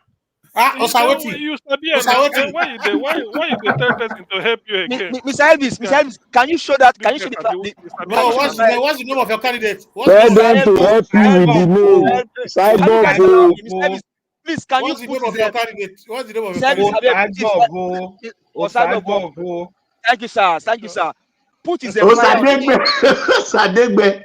Okay. Yes, Osadebe. Either way, I bet put the flyer on the screen for me, sir. Who shall come be Osagbegbe again? I beg. Obey the people that campaign you. They want the picture. I beg. Una One, don two, dey I introduce beg. Mahmood into this Please, all these things. put This na Olumide Mahmood Akpata system. Cyborg flyer on the screen I for me, beg I put beg. in I want picture to now. I say make you put in picture so that I go motivate them to speak. I want to show them You know something. your I if a minute beg. reach just now, I'll I stop beg. you. I don't put anything. I beg now. 2 I minutes beg. is gone. 2 minutes is So gone. on Sunday by 7 p.m. Nigerian time, 2 p.m. Eastern time, USA, 3 p.m. CST, Standard Time, USA. Join us here, 2 p.m. American time, Eastern time, 3 p.m. CST, American time, 7 p.m. Nigerian time. The Rock is coming. The Rock is coming to this platform. Remember, Peter Gregory Okute for Igbo, Mr. CM go tell us what he mean. Then we can't get Olumide Akpata. Olumide Akpata. Akpata means rock. That is the man for the job. He's from Labour Party, Edo State. He's the man for the job. Anytime, anymore, you know him like money. He's the man for the job. He's the only one that can dare Buhari. He dared Buhari. Obaseki cannot dare Buhari. Instead, Obaseki wants to bring in S-men through Aswe Igodalo. But Olumide Akpata is the real man for the job. Vote for him. Mama, Papa, Pikin. We don't vote for Umbrella. The Umbrella rain still beat us. We don't vote for Broom. I don't know clean. Now, vote for the real people. Mama, Papa, Pikin. We go carry umbrella, rain no go beat us. We go come sweep Edo State. We go sweep all the corruption. We go throw am for inside sea. By the time we pursue the evil men, the stealers, the looters, we pursue them come out. So vote for Olumide Akpata. Is the man for the job. Any vote for any other person is a waste of votes.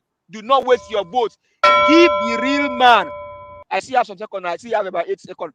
Give the real man the vote. The man's name is Olumide Akpata. Thank you very much. I see you on Sunday. All right. Thank you very much, my people. I appreciate every one of you. We've come to the end of the broadcast. I would like to appreciate every one of you that called into the show today. Thank you very much, Madam Origin, Mr. Ben.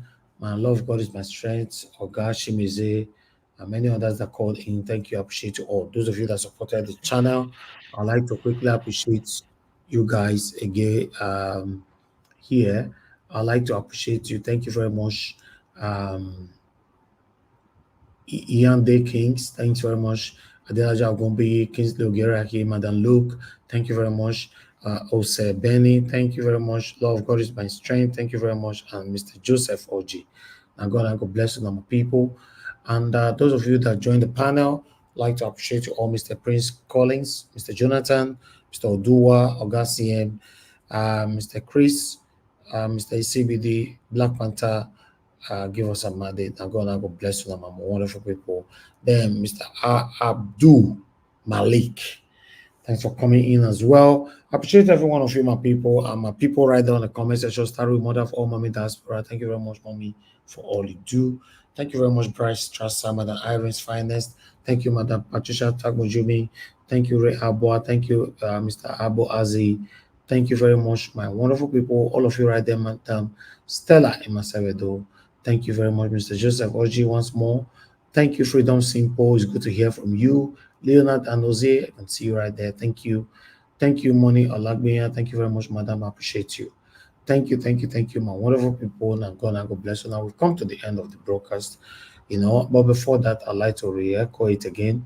On Sunday, tomorrow is just the only gap that we have before we have Barrister Olumide Akpata on the show.